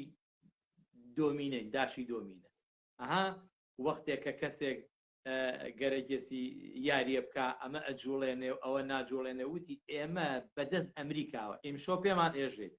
ئەڵێ ئێوە ئیمشەو بێدەنگ بن داعژێتە پێشەوە وازیان لێبێنن تا کوێن بابێن بۆ شەوی دوایی بەوان ئەڵێ بڕۆنە دواوە شوێنەکان بۆمبەبارانەکەڵ ئێوە بچنە پێشەوە وتی ئێمە وای شەکەین خۆ ئەوە نییە بڵێن وەڵا ئێمە هاتوین لێرە لەم جەبەوە ساوین هجوومەکەین و داعش ڕێ لێ ئەگرینەوەوانە وتی ئێمە هیچمان بەدەست خۆمان نییە ئومێدەوارە میتر حاڵی بوو بی لە مشتەکان وەلو خۆشت لەو سەرەوەی ئەمە بۆ بینەرانی بەڕێز و بیسەرانی بەڕێزە لەو دادگایش هەرامان شت ئەگوزەریا بەڵام مهم بوو کاک ئیسماعیل بەڵام مهم بوو لەم دادگاه قیامەتیانە هەڵەبجە ومەتە کوردی بزانێت چه خەبەرە و حزورە کەسانێ وەکو ژنابەت و شهودێ کە مندانە شەهامەتدارانە و مردانە هاتگن ئەم تاریخە بۆ خۆیان ئەکەنۆ و تەماشای ئەکەنەگە جنابی ئیسەن هاتایتا ئەم قسانتە نەکردایە هەتایە ئیمکانی نەبوو کەسێکی وەکو من ئەو قسانە بکا کە کردی پێشووتر و ئاماژەی پێکرد چەندێ کارتۆنی چەندێ درۆزنانە چەندێ سەخیفانە و گەبەرگوزاریە دادگاهە سەرانە حیزب بەعس بەڵێ جا من مۆزوعەکەم دوان بوو یەکەم ئەوە بوو کە خۆم وەکو ئەوەی کە مزەحی بوو من چیم بەسەراتەوە بەدەست ڕژێمی بەعسەوە دووەم مەسەلەی ئەو برایم کە من برایەکی عەزیزم بەخۆی و دووسێ مناڵەوە کارمەند بوو لە بەغداد هاتبوویەوە ئیتفاقەن بەر ئەو حملەیە کەوت و هات بۆ ئێران دوایی گەڕیاوە کە گەڕاوە بەو شێوەیە ئیطلاعاتی ئێران و عێراق ئەویشیان سەر خوارد و ئەویشان سەرنگوم کرد و جینۆسایدیان کرد وتم من لێرە سڵاو ئەنێرم بۆ ئەو برایم کە گۆڕی وونە بۆ برازاکانم کە گۆڕیان وونە بەچە حەقێک ئێوە گەڕانەوە بۆ وڵاتی خۆتان بەچە دڵخۆشیەکەوە ئێ گەڕانەوە بۆ بەغداد کە عاسیمەی وڵاتێکی عەرەبی و عاسیمەی عێراق و کوردستانیشەوە وەختە ئێوە بەچە دڵێکی خۆشەوە گەڕانەوە بەچە حەقێک ئێوەیان گر لێکتر جیایان کردنەوە بەچە حەقێک مناڵێکی یەکی دەبیرستان ئەکرێت بەژێر خۆڵەوە بەبەر چاوی باوکێەوە و تەحدا بکرێت لە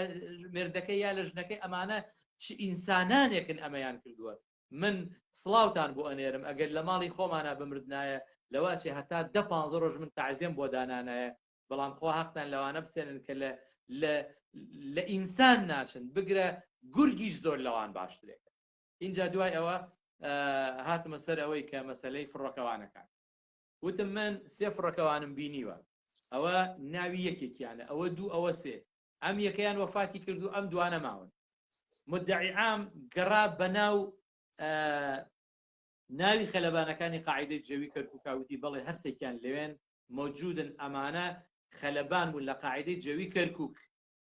وتم ڕۆژی ئەوەنەی بە ئیتیفاقی حکوومەتی عێراقی و ئێرانی ئەمانە چەند هەواپەیمایەکیان بردووەتر عەدەدەکەی چەندەکە نازانم لە کوێ نیشتونەتەوە کاک ئیسماعیل هەر لەگەڕا ڕایگرە با من سوالێ لە جنابە بکەم جنابەت ئینسانێکی زیرەک و تێگەیشت و بەخۆبووی ئەو وەختە من گەرەکمە بدووەمەوە ساڵە 2003 ئایا ئیاڵەتە متحدەیە ئەمریکا لە تەرحە حملە بە 3 محورە شەرارەت ئەفغانستان عێراق و ئێران حملەی کرد ئەفغانستان بە بیانووی تەرۆریزم و حملەی کردە عێراق بە بەهانەیە حمایەتە لە تەرۆریزم هەبوونە ئەسلحەیە کوشتارە جەمعی درستە تا ئەم دقیقە دروستە ئەمە بیانووی ئیاڵەت متحدەی ئەمریکا بوو کە 2 ملیۆن عێراقی کوشت پێی دروستە ئیاڵەت متحدەی ئەمریکا دولە فاسدە یەهود ساختەیە عەرەب خاص گوێ بگرە با بێمە سەرە ئەوڵ تا ئاخریان بە تەمامە نەحلەهای ئیسلامی بە تەمامە نەحلەهای سکولاریە عەرەبی بە تەمامە نەحلەهای کوردی سوالە گەورە ئەمەسە ئیاڵەتە متحدەی ئەمریکا وەختی ئیدعای کرد سەدام حوسێن ئەسلحەی شیمیایی هەست و بەکاری هاوردگە و سەدام حوسێن ئینسانە خەتەرناکە تەرۆریستێکە و ڕژیمە عێراق تەرۆریستە مەشیایە هەر ئەو جۆرەی کە ئەبعادە ڕژیمە نازی بەڕەسی کرد ئەبعادە ڕژیمە سەدام حوسێنی بەڕەسی کردایە تەوەجۆ بکە یعنی مردمە عادی نازانێت چۆن دەست بووە بۆ کەیسە سەدام حوسێن سەدام حوسێنی ژێمە ڕێیس جمهوری قانونی عێراق و بووم حقم بووگە کە 4 پارچەی تەمامیەتە ئەرزیە عێراق بپارێزم حقم بووگە تەکی کەسانێکە کە مخالفتە کە نظام ئەکەن و ئەمنیەتە عمومی ئەترازێنن و بنا یاسایی تێنە خیابان مزاهرات ئەەکەن بەرخوردکەم و کۆیکەمەوە ئێوە خۆشتان لە گشتی جیهاناییکەن دروسە تا ئەگرا سەدام حسین بە هیچ بەهانەیە حتا بە بەهانەیەکانی عاشقان و سەرکوب بە هیچ کوێک ناتوان سەدام حسین بگرن ناتوانن بیگرن ئەی بەچی ئەتوانن بیگرن ئەمەی کە سابتی بکەن دەوڵەتە عێراقی سیستەماتیک بە بەرنامەوە ها بە شوێنە پاکتاوەی نژادیە قەومێک گروپێکی ئیتنیکی زمانی ئەمەی پێدەرخەن ئەمە ئەبعادە جۆرا و جۆری هەست لە تعلیق قانونیوە لە حمایەت نەکردنیانەوە لە ژێرە فشار قەراردانیەوە لە گۆڕینە خویانەوە ئەم کارێ من لەم دادگاییکە چۆن دەوڵەتە ئەمریکامەی نەکرد بۆ خاتریەوە کەیسەکەی خۆی مۆجاکە لە جیهانە ڕسوانەوێت هەروواکە سەدانی کتێب و دکۆمنت لەسەر ئادۆڵف هیتلەر نووسریاگە ئادەی بێرە بۆ من بزانم لەسەر سەدام حسین و ڕژیمە سەدام حسین چەند کتێب و نووسریاگە و ئەبعادە سەدام حسین بەڕەسی کردیاگە هیچ نەنووسیاگە ئەی ئەمەی وا مردمی ئێمەی زانێ چێت تۆڕەهاتە مردمە ئێمە تۆڕەهات ئەزانێ باوەشێنە دڵی ئەکا زوانی بووگەسۆ باوەشێنە دڵی جەرگە سوتاوی خوان نەیگری و سەدام حسین و جنایەتکار بوو ئێمە فرەقارەمان بووین و پەلامارمان دا و وانیە دانیشە کاول وان نییە ئەمە قسەی خۆت نییە ئەمە فێرتیان کردگە ئەمە قسەی تۆ نییە چی توی فێرکردم قسانە بکەی بابەگیان من حەیرەت ئەەکەم تۆ نایزانی خۆ ئەمریکایی زانیت من نایزانم خۆ ئەمریکایی زانیت مە ئەمریکا بە بەهانەیە تەرۆریست بوون و دیکتاتۆر بوون و ئەسلحەیە کوشتارە جەمعی نەهاتە عێراق و دەی یەک دانە بووم بە شیمیایی نەدۆزیوە نەیدۆزیوە نەمابوو دەی سوال ئەمریکا ئیستە بۆ 4 نەفەر وەکو نوام چامسکینە ئایەرێ ئەبعادە مختلفە ئەمە بەڕەسیکەن بۆی بۆچی دەیان مانۆڤر نادا کە چی بردگە دمۆکراسی تێری یا تۆ هاتی عێراقدا دەسە ئێرانی یەهودی کامیان ئەمریکا ئیستە مشتێ بەچکە یەهودیە ئانووسی تەپیانداگە بەسەر سەرزەمینە کوردەوار و عەرەبیشیان بە تووبرە کێشا ئومەت و کوردیشیان نابود کرد تۆ چۆن ئاغای ایالاتە متحدەی ئەمریکا تا ئەم دقیقە ئەبعادە هۆلۆکۆست خەریکی بەڕەسیەکەی ئەبعادە جنایەتە سەدام حسین بەڕەسی ناکەی تۆ متهەمیش بوویت بە شەڕخوازی متهەمیش بووی بە قەتڵە 2 ملیۆن عێراقیە سڤیل ئاغای ایالاتە متحدەی ئەمریکا کوان حامیانە ایالاتە متحدەی ئەمریکا بێشەرەفانە حکوومەتە حەریم با پیاگون بێنە ئەم دادگا تا من کلکیان بوەڕم با بێنەگرا ئەوانەی وا لەم تەلەڤیزیۆنانە دەرەکەون بەناوە پسپۆڕ و دکتۆر و تێ هەڵدریاک بابێنە ئەم دادگای ئومەتە کوردیە تا من لەگرا ڕوت و قوتیان بکەم لە بێکەرامەتیان دەرخەم بابێن ئەمە تەوهینە بە ئینسانیەت تەوهینە بە عەقڵی ئینسان و ئیالەتە متحدەی ئەمریکا ئەم دەسەڵاتە نگریسە شەیتانیە چەپەڵە بەم سەرزەمینە ئێمە و بەم ئومەتە ئێمە کردی بێستی دمۆکراسیەکەی تۆ ئیالەتە متحدەی ئەمریکا زەمانێ مەعنای پەیا ئەکرد کە ئەبعاد جنایەتە بەر عەلەیه ئومەتە کوردیت مشەخص کردایەتەوە هەروە کە بەر عەلەیه یەهودیان مشەخص کردیاوە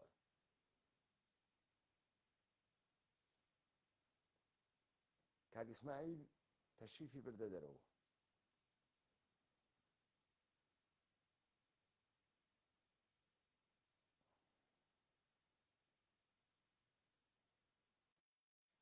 ببخشن کاک ئیسماعیل واجبە لە وەسەتە فەرمایشاتە مهمە جەناب تا منەمانە بێم تا خەڵکی بفهمێ چه خەوەرە بەڵێ جەنابەت گەیشتی تاوەی کە تۆ قاید ڕووی نامەی خەلەبانەکانیان چێک کردوتیان بەڵێ ئەمانە لە قاعدەی جەویە تەرکوکە بە یعنی ئێمە لەخوا بە زیابێ لە زۆر زانیومانە یعنی ئەم هەموو کارانە لوبی جوولەکەی جوڵێنێ یعنی سەهیۆنیەت و جوولەکە ئەم شتانە بابڕێەوە و هەر ئەوان ئەویان کرد بە سەدام و بە ئێران و هەر ئەوان لە یەمەنەوە ئوسامە بن لادنیان برد بۆ ئەوەی بن لەو خەڵکە ڕەشوڕوتەی ئەفغانستان ئەمانە هەمووی جوولەکە خۆی ئەی بابڕێەوە ئاغا گیان با من یەک نوکتەت پێ بێژم جوولەکە یەهودی تەکە بەنی ئیسرائیلیا فەرقەکە ئەمە کارە منە یەهود دینە جیهانیە درۆ ئەکەن ئێژن نایەڵن کەس بێتەوە یەهودی وەکو سەگ درۆ ئەکەن ئاماری یەهودیانە جەهان کەس نێسی بابزانەمە یەک لە تەمامە سەرزەمینەکانە دنیا لە تەمامە شارەکانە دنیا مەوجودیەتیان هەست یەهود دینە وەکو مەسیحیەت یەهودی پەیڕەوە دینێکە بەنی ئیسرائیلی فەرقەکە بەنی ئیسرائیلی دەوڵەتە ئیسرائیلە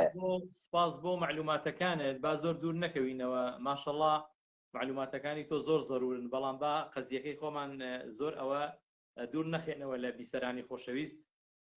بەڕاستی ئەوە نقطەیەکی زۆر گەورە بوو بۆ من کە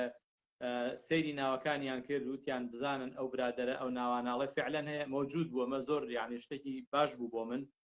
شتێکی زۆر بەقوت بوو بۆ من دوای ئەوە بەڵام حچێ ناسەلمێنێ حچێ ناسەلمێنێ بەس ئەوە دادگاکە تێگەم لە جەنابەت بەڵام من کە ئیدعاکەم لە وڵاتی ئێرانەوە سێ کەسم بینیوە ئەوە ناخۆ من عیلمی غیبم پێ نییە جنۆکەش بۆی نەهێناوم معنای وایە فعلەن من کەسێکم ئەوە ئەو خەلەبانانم بینیوە ئەگەر نەمبینی تەبیعەتەن خەلەبانەکانت بینیوە بەڵام سەحەتە قسەکانت تا زەمانی ئەوان تەئیدینەکەن حیچە یعنی ئێش ئەوان بێن تەئیدی بکەن بێژن هێن بە بوومەکەم خسکەسە خوارەوە اینجا دوای ئەوە ئەو پرسیاری کرد وتی تۆ چەندێک لەگەڵ یانە بوو چیان وت وتم من ماژەراکەم گێڕایەوە کە هاتوون بۆ بێداری و ئەم ئەدرەسەم لێ وەرگرتوون لەبەرەوە من لە ئورژانس کارم کردووە و وردە وردە قسەم وەتەکا کردوون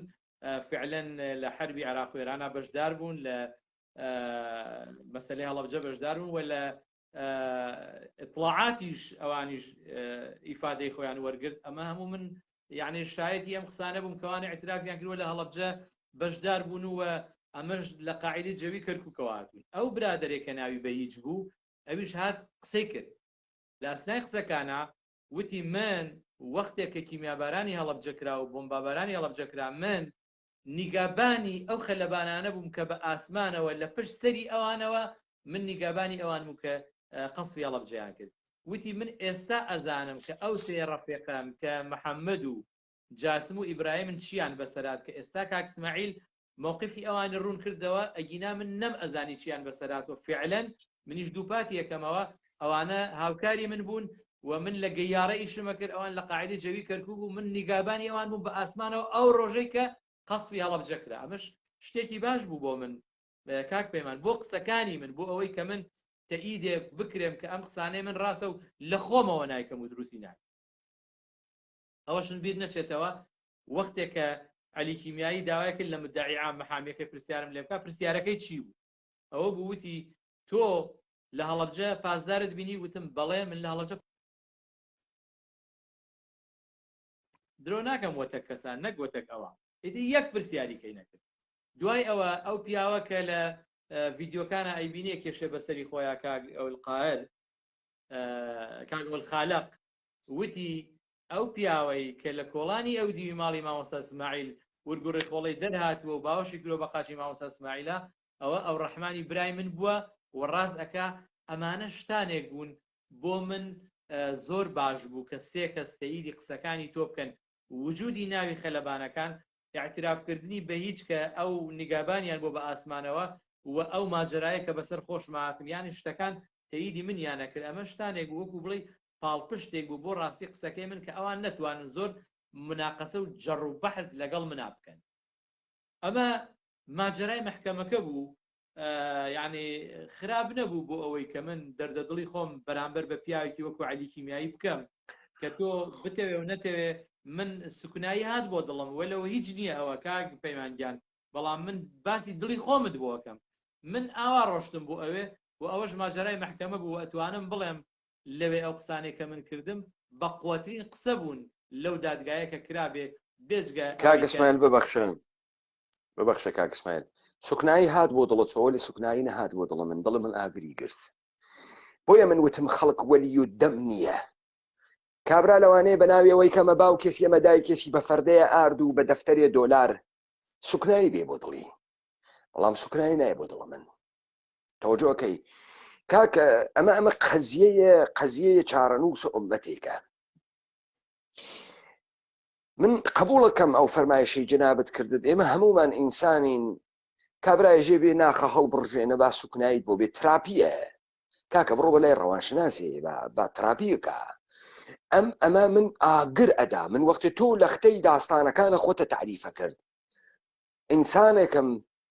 کە بسیار چهرەی خۆمم لە ڕوبەڕوویە عموم و حفزەکەم بەڵام نەمتوانی خۆم پێ نەگیریە هەرچی سعیم کرد من لە توولە ئەم دادگانە فرمێسکەکان بشارمەوە بۆ سەر وەزعەکەی جەنابەت دەنگم تاخیری کرد و نەمتوانی بەڵام ئاغا گیان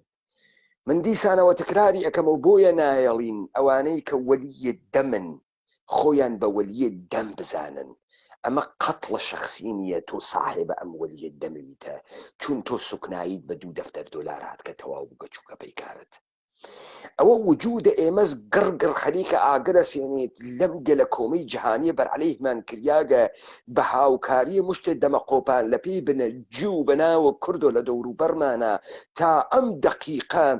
دەمیان وا لە دەمارەکان ئەم سەرزەمین و ئەم فەرهەنگ و ئەم میراس و ئەم ئومەتە لە خەساندن و نابودکردنیە نەوەڵا کاکە ئێمە گڕمان تێبەر بوو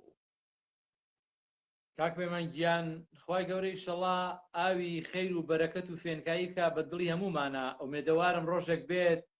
ئەم خەڵکەی ئێمە بتوانێت جورئەت کە بە دەستی خۆی ئەو تاوانبارانە کە بوونە باعیسی قەتڵ و عام و جینۆسایدی هەڵەبجە مەحکەمەیان کات و ئینشەڵا یێدە و ڕۆژەش ئەگەر کەسانێکی وەک جەنابت و خەڵکانێکی وەکو یارانی ئاخێزە بن و خەڵکانێکی بەغیرە دەبن لە سەرەقی خۆیان بێنە جواب خوش کۆمەکیانە بێ و ئەوەش یێتە دیکە ئێمە ئەمانەوێت من زۆر سەرمێشاندی وەی لەو تۆ ماشەڵا مانوبوون لە مەزەبتان نییە بەس منتر قەرار بوو و کاتێک کە تۆ هاتیتەوە لە کار قەرار بوو من بخەوم بەڵام من هەموو شتەکانەکەم بە قوربانی پیاوێکی وەک جەنابێت ئەمە ماجەرای محکەمەکە بووە گەر تۆ پرسیارێک دەبێ منەی خەمە سەرە و چاوانم خۆش بێسەبابێنە 2 بەحسی کەمەیە لە خزمەتتا 2 دیبیتیکە ئەگەر عمر باقی پێدبان بێ ئەوە هەڵەبجە بۆ وای بەسەرات کێبوون بەشدار کاک ئیسماعیل ئێستا من ئەمە تەواوکەم ببەخشە ئێمە زانیمان جەنابەت کەسێک بەناوە کاکە بەکر بردیتی ئەویش چی پێژن دەستگاه شەهیدان نەزەم چی ئەو بردیتی ئەو دەستگای شەهیدانە هەڵەبجە ئێوەیان برد دەستگای شەهیدان لە سلێمانیە دەستگایەکی عامە علاقەی بە یەکێتیەوەی بەڵێ دەستگای شەهیدانی یەکێتی جەنابتی برد یەک جەلسە لە دادگا حوزورە پیا کرد یەک جەلسە بوو دروسە نەبوو بە 2 جەلسە و 3 یەک جەلسە بوو چەند دقیقە لە دادگا بووی 20 دقیقە چەند دقیقە اینجا کاک پەیمان گیان تقریبا ئێمە هەمومان مەوجود بووین وەختێکە محکەمەکە کریان بەڵام قسەکانی من احتیمالی هەیە ئەو پەڕی 35 تا 40 دقیقە بوو بێ یەک شتت عەرز بکەم کاک پەیمان پیاوێک بوو بە ناوی عەباسی ڤیدیۆ ئەو یەکێک بوو شایەت حاڵەکان وتی من خەڵکم بینیوە بە کیمیایی مردون و خۆم ڤیدیۆم هەیە کە وەختێ من ئەم شتانم باس کرد چوینەوە بۆ فندقەکە هات باوەشی پیاکردم وتی کاک ئیسماعیل تۆ ئامادەی من ژیانی تۆ بکەم بە فیلم لەبەر ئەوەی تۆ خۆت ئێستا مەوجودی ئەنەسیش مەوجودە کوڕەکەت بە هەردووکتانەوە ئەمێ گەرەکمە من ژیانی تۆ بکەم بە فیلم وتم کاک عەباسگیان تۆ ناتوانی ژیانی من بکەی بە فیلم وتی بۆ وتم تۆ لە دەستگا ڕۆشنبیری نیت سەر بە یەکێتی نیشتمانی وتی بەڵێ وتم نایەڵم تۆ ژیانی من بکەی بە فیلم لەبەر ئەوە من سەر بە ڕێخستنەکانی ئێوە نیم وتی پیاو نەبم لە لای وەزیرەوە موافقەت بۆیان وتم دەمنیش مژدە دەیەمێ ناتوانی موافقەم بۆ بێنین چونکە من ئەو ئینسانە نیم وابەستە بم بە یەکێکەوە کە بەگوێی ئەو بکەم من کابراایکی حڕ و سەر بەخۆم و کابراایکی دیندارم وەکو خۆم و عەقڵی خۆم زیندگی خۆمەکەم و من کابراایکی ئازادم کۆیلە نیم بەڵام لەبەر ئەوەی نابم بە کۆیلەی کەس ژیانی منیش مەگەر هەر کەسێکی وەک خۆم بیکا بە فیلم و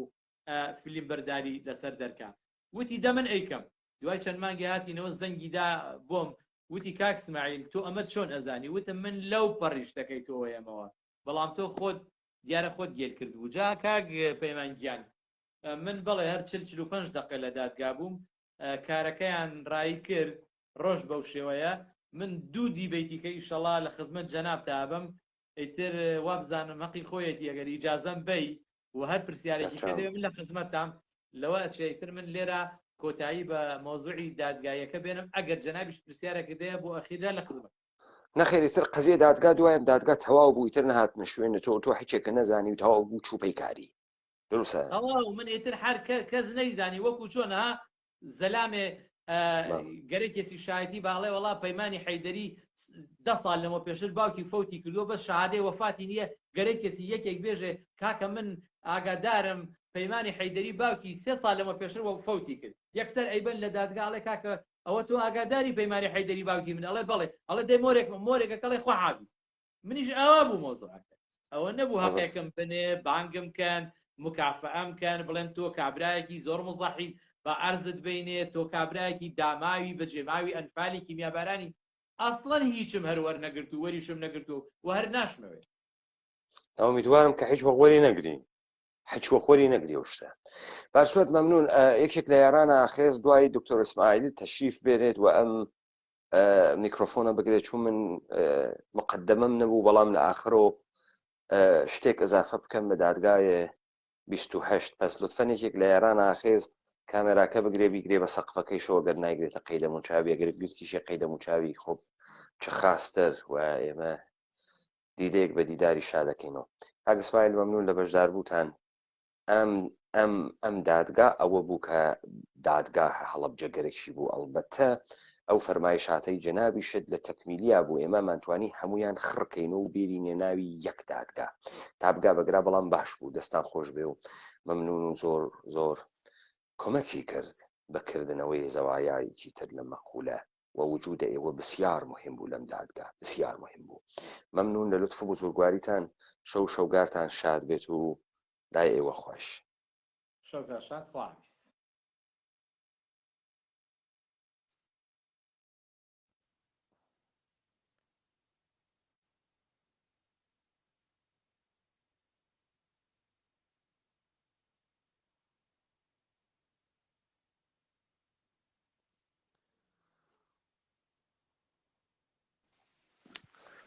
کاکتای عزیز مەمنون ببەخشە کاکتا مەمنون دەستت خۆش بێ زەحمەتت کێشا کاک عەباس گەرەکیسی قسە بکات هەم بیانوویە کە من قسەکانم بکەم و هەم کاک عەباسیش دەمێکە چەند شەوێکی تری شەروتی گەرەکمە قسە بکەم من مزاحمە جنابت بووم با کاک عەباس بێت قسە بکە و دەستت خۆش بێ کاکتا مەمنون کاک عەباس تەشریف بێرن ئێوە کامێرا بدرن مەمنون کاکتا زۆر سوپاس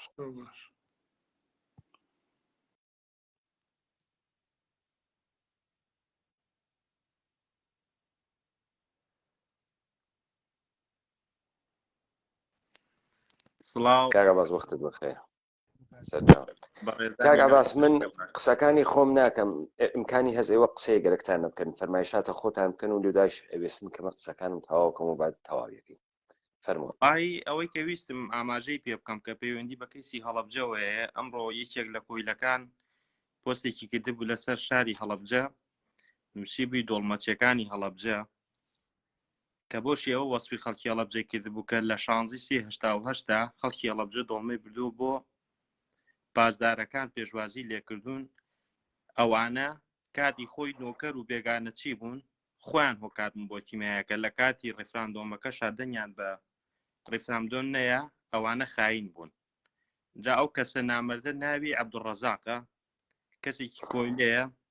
حەزەکەم هەموو هەڵەبجەیەک لە شوێنی خۆیەوە هەرکە ناوەکەی بیستدوو لە ڕووی جەنابتان تفی تێ بکات و بەرەنگاری ئەم دوو لە ڕووی کاک عەباس ببەخشە نا کاک عەباس ببەخشی خەڵکی هەڵەبجەگە قرارە تفکا فرە کەسێ بەرتر لەم ئەو ڕەزاقە هەستفی تێکە ئەگە قرار وە تفکردن وێ ئەمە نوکتەیە کابرایەکی تێ هەڵدریاگی وەوی دەڵقی ناوە خۆی نیاگە شرۆڤەکارە بینولمەلەلی لەم کوردەوارە ئێمە یەکدانە ئەوەی ئێشێ حقوقی خوێندوێ دەبێت تا مەزروی عیداڵەت بێ کە حقوقی خوێندگە لەم تریبوونەوە ئەعلامەکەم لە شەرەفە بێشەرەفە ئەوەڵ تا ئاخرە پارێزەرانە حکوومەتە هەرێم بم خاسە ئەوەنە بێشەرەفن وا یەکتان لەسەرم دادگای سەدام حوسێنە دروست قسەدان نەکرد تۆ گەرەکتە بچی عەبدوڕەزاق بگری ئەمشەو بۆ تۆ دەرکەوت چەنێ دادگای سەدام حوسێن نەمایشیە چەندێک کلکە ڕێویان هاوردگە بە میلەتە چەندێ ئەم میلەتیان مەسخەرە کردگە چەندێ پارێزەر و دادچی وەکیلی واتیە دادوبەری واتیا چەندێکی واتیان حەلیمە کوردستانە خەیلێ بێشەرەفن خەیلێ بێ خانەوادەن خەیلێ بێ دایک و باوکن آخر لەگەڵ ڕێزمە کاک پەیمان ئێستا تۆ گەرەکتە بڕۆی ئەو ڕەزاق بگری ئەو ڕەزاق شرۆڤەکارە بەینون ملەلی کاکی برام ئەگەر قەرارە تف بکرێت ئەوەنە کەس وا لە بەرترۆ ئەو ڕەزاق بەرناکەوێت تفە دەمەوشکەوێ بگەی پێی حاڵی بۆی کاک عەباس بۆیە ئێمە دەست بۆ مەسایلە بچووکە ناوین دائیمەن قەزیەی گەورە بچووک مەکەنەوە ئیستە تەمامە حقوقدانەکان تەمامە ئەوانەی وا حقوقیان خوێندگە وا پارێزەرن وا حاکمن لەم حەلیمن لەم کاولستانە لەم فسادستانە بەدەستە جنایەتکارانەوە تۆ ئەوەنە نادروست تۆ چی پاڵی پێتۆنیاگە چووگی حقوق خوێنگۆ ئەوەنە عیداڵەت عیداڵەت پاڵی پێتۆنیاوێت عیداڵەت کاورای کاولە فاسە دەبێ بنەمای بێ خانەوادە بۆ یەکتان جیکتە یا ئێوە کۆمەڵی ئەحمەقی بێسەوادی بێقیەمی بێ ئەخلاقن یا ئەگەر تۆزێ کەرامەتتان تیا بووایە هەر لەسەر عیداڵەت و قسەدانە کرد لەسەر عیداڵەت و دیتە نەڕوویمە سوراغە فقط پارتی وێکێتی هاتمە سوراغە ئێوەی وان نۆکەرانە پارتی وێکێتین دەستان وانە ناوی جنایەتە ئەم مردمە کاکە باس تۆ بە شوێن کیاگەڕی بە شوێن مرۆچەیەکە قالۆنچەیەکە ئەگەر قەرارەست ماست گیرەن هەرەنجە دەرین شار هەست گیرەن ئەگە گەرەکتە تف بکەی عەبدوڵڕەزاق وا لە ئاخرە خەتۆ وەڵای من ئەمە یەک نوقتە بڵێم ساڵی 96 کە کاتی شەڕی ناوخۆ بوو وەسعێکی ناخۆش هەبوو لە کوردستانە من لەو کاتە لە بەغا ئیشمە کرد ئەو کەسێک کە لەو شوێنەکە من ئیشم ئەکرد بڵێن لە ئوتێلا ئێمە بە بنەماڵە سەعاتچین ئیشی سەعات بەستنمانە کرد لە ئوتێلەکە ژوورێکمانی کرد بۆ لەوەی کارمانە کرد ئەوەی کە کەسێکی لێبوو لە ئیدارەکە کەسێکی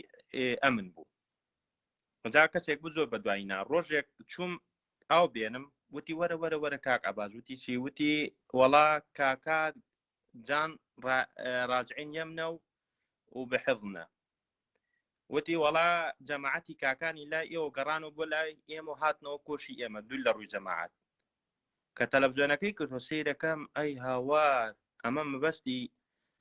ئەو خیانەت و ئەو ڕوڕەشێ بوو کە بەسەر کوردیان ناینە جاریکردنەوە شەش تێگەی بەدەستی خۆیان ئەو دەسەڵاتە و ئەو جێشەی کە خەڵکی هەڵەبجەی کیمیاباران کرد بە ئیتیفاق و بە گوڵباران خۆیان هێنانەوە بۆ هەر سەربازێکی عێراقی ئەو کاتە 500 دیناری سویسیان پێیا بوو بۆ هەموو زاابتێکیش 1000 دیناری سویسی جا من ئەمێ ئەم قسە بدەمەوە لە کەرامەت و شەرەفی ئەو عەبدوڵڕەزاقە جاشایەتی و کۆلایەتی و خۆفرۆشی لە خۆیان زیاتر بەر هیچ کەسی کە ناکەوێت من ئەو ڕۆژە سیوێکی ئابی 96 هەڵەبجەیەکی کەم بینیەوە بە چاوی خۆم یێگەی من ئەگەر خوای گەورە تەمەن بە حەز ئەەکەم کۆمەڵشتی کاکە گیان جەنابەت زانی چیە خەڵکی ئێمە ببەخشە کاک عەباس متعسفانە و بەر جەنابەکەوت خەڵکی ئێمە وەسە مای گوپی ئەم لەختە تا ئەو لەختە فرامۆشەکە عەزیزم پارتی دموکراتی کوردستانی عێراق جنایەتکارە بەر عەلەیهە ئوممەتە کوردی وەسەرزەمینە کوردەوار تۆ ئێژی ساڵی 96 بێهەیلێ دەریاگی بڕۆ بزانە کەی ئەو سەلامە بارزان کلکی جەڕان تۆ لەو ڕۆژەوە وەزع خراوە لەو ڕۆژەوە چۆنە ئێمە نە ئەزانین خۆمان چی ئەژین نە ئەزانین چیمان وتکە نە ئەزانین چ حکمێکمان داگە نە ئەزانین قزاوەتەکەمان چییە کاکە عەباس بوەخشی وەلێ من جەنابەت کە وایتە ئەگرا خەریکم گفتوگۆیەکی نێوان مردمی ئەەکەین بە یەکەوە خۆیشم منزورم خۆیشمە جۆکەی ئەمە قەدیم پێوت خەڵکی قەیم ئەیانوت کاورە بێبەر و دواس یعنی هەرچی ئەی وەسەریە هەرچێ تۆ یعنی بەرودوای نییە یعنی ناتوانانی هەوەس وەرگری ئێمە 1 بار 10 بار 100 بار بە چەند بار مشخصی بکەین ئەم مشتە جنایەتکارە ئەم مشتە بێقیەمە کورە لە حیوان پەسترە ئەم حەفیانە ئەمانە جنایەتکارن بەرعەلەی هومەتی کوردی ئیتر بۆ هەر قەوانەکە ئەگۆڕین لە ئەم ئەپەڕینە شتێکی تر لە ئەو ئەپەڕینە شتێکی تر لە ئەو ئەپەڕینە شتێکی تر. عەزیزم داستانە هەڵەبجە نوکە کێوە یەخە ما بەقیە یەخەکە سەهۆڵەکە وا لە ژیر و فرازە هەڵەبجە کە ئەیگیرێ ئیتفاقێکە لەم سەرزەمینە تۆ فکرەکەی ئەوەی کورد ئیسە سەنگومەنی نییە نازانێت کێ دۆسەکی دوژمنە ئەوە جینۆساید نییە. ئەوەی ئەمڕۆ مردم و کورد هەڵوێستی تیانە ماگە پیای تیانە ماگە بەرامبەر بە جنایەتکاران هەڵوێست وەت بگرێ تۆ فکرەکەی ئەمە جینۆساید نییە. جینۆساید هەر کیمیایەکە هەڵەبجە واکەوتە خوار و عەزیزم ئەوەی لە کیمیایەکەی هەڵەبجە چوون نەجاتی بوو ئەوەی ماگەسە و بەشەر نەماگە هەڵی دەوێ ئاغیان حتا دادگاه قیامەتیانە هەڵەبجە بەرپا نەبوو حتا ئەم شەو کاک ئیسماعیل بەڵخەیی نەهاتە ئەگرا بە عنوانە شاهێدە دادگای تاوانەکانە عێراق. ئێوە نەتانزانی ئەم دادگا چەنی درۆزنانە چەنی شانۆگەری چەنی ئاوەکی و چەنی تەوهینە بە ئومەتە کوردی نەتانزانی. چۆن نەتانزانی؟ چۆن ئەم گشتە شەهادەتدار و دکتۆریا و حقوقدان و قسە زل و چۆن ئەمانەی گشتی واتیان نا تام پێت بێژم داستانەکە چییە پێت بێژم ئەی چۆن ئەمانە ئەم گشتە زۆریەتی و ئەم گشتە حرامزاگی و ئەم گشتە فەسادە ئەزانن بیکەن چۆن ئەمە نازانن با بزانی تەمامە ئەمانە دەستیان وا لە خوێنە ئەم ئومەتا با بزانی ئەوەی کوردە ئێشێن نابودی بکەی و نابودی ئەکەن ئەمانە و ئەم خەڵکیشە خۆی داگەسە بەریان و خۆی داگەسە دەستیان و زەتنی پڕ بووگە لە قسەکانە ئەمان جنابە پارتی بۆڵ کردە هاتکیتە سەر سیویەکە ئابە 96 سەربازە عێراقی هاتوو. عەزیزم لە سەربازی عێراقی کەسیفتر و بێشەرەفتر پێشمەرگەی پارتی دموکرات و یەکێتی وا لەوێ تەپی داگەسە سەر ئەو مردمە ئەو جنایەتکارانە وا دەستیان وانە خوێن و ماڵ و ناموس و تاریخ و میراسە فەرهەنگی و میراتە مردم کورد باسی چیەکەی ئێمە هەنووز بۆیە لەم سەرزەمینی من مردم نازانێت دادگا چییە مردم نازانێت دوژمن چییە مردم نازانێت موعامرە چییە مردم نازانێت پیلان چییە مردم هەموو شتێک و ڕەوابط عەشایریە وێنی دوژمن لە نەزەری مردم و کورد ئەوەسەوە ئاکاوە تێڵایەکە ژێ هۆ دایکەکەت و هۆ باوکەکە نازانێت دوژمن چه شکلیە. ئێمە هەنووز ئەبعادی جەهانیمان پیا نەکردگە ئێمە لە سکس و لە مۆبایل و لە سۆنا و لە مەساج و لە پارە خەرجکردن بوعدە جەهانیمان هەست ئاخرین مۆدە لە سکسە ئەمریکای لاتینمان گەرەکە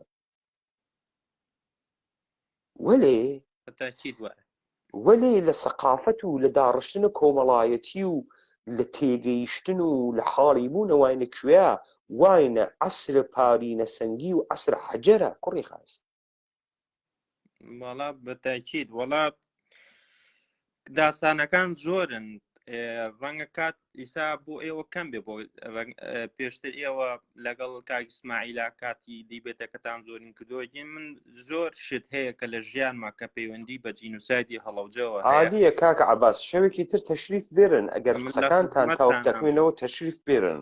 چونکە ئیسا من تەنها ئەوەی کە من ویستم ئەو پەیامە بوو کە بە هەڵەبجەیەکانی بگەێنم ئەمان ئەرێ وەلی قەت بچووکی مەکەرەوە تماشاکە کاک عەباس سیرکە تۆ وەختێک تەمامە توس ئێزانی سە چیت کرد تۆ ئیسە تەقلیلت دا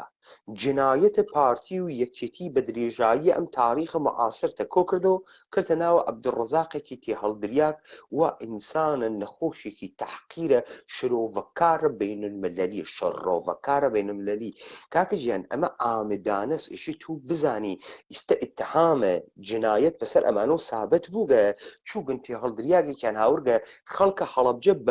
بە حەلیم ناوێری بەڵام بە عەبدوڕەزاق ئەوێری خەڵک هەڵەبجەگرێکی تفکەر فرن لە بەردەستیا جارێ ئەوانەی وا بەناوە کۆمەڵی قوربانیانن یەک تفکەنە کەفە دەسە خۆیان پوچێکی خۆیان بگرن لەبەرەوە جا بکەونە تفکردن ئەما بەقیە کوڕە خاس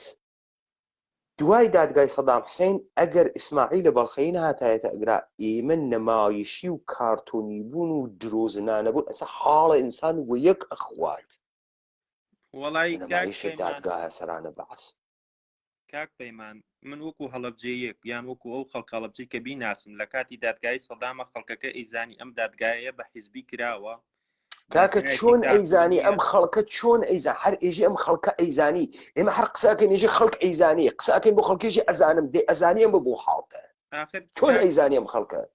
کاک پەیمان دادگاکە بە حیزبی کرابوو ئەگەن ماخون نییە سەدام حوسێن لەسەر قەزەیەکی بچووکی دووجێل ئیدام کرا بەڵام لەسەر کەیسێکی گەورەی وەکو هەڵەبجە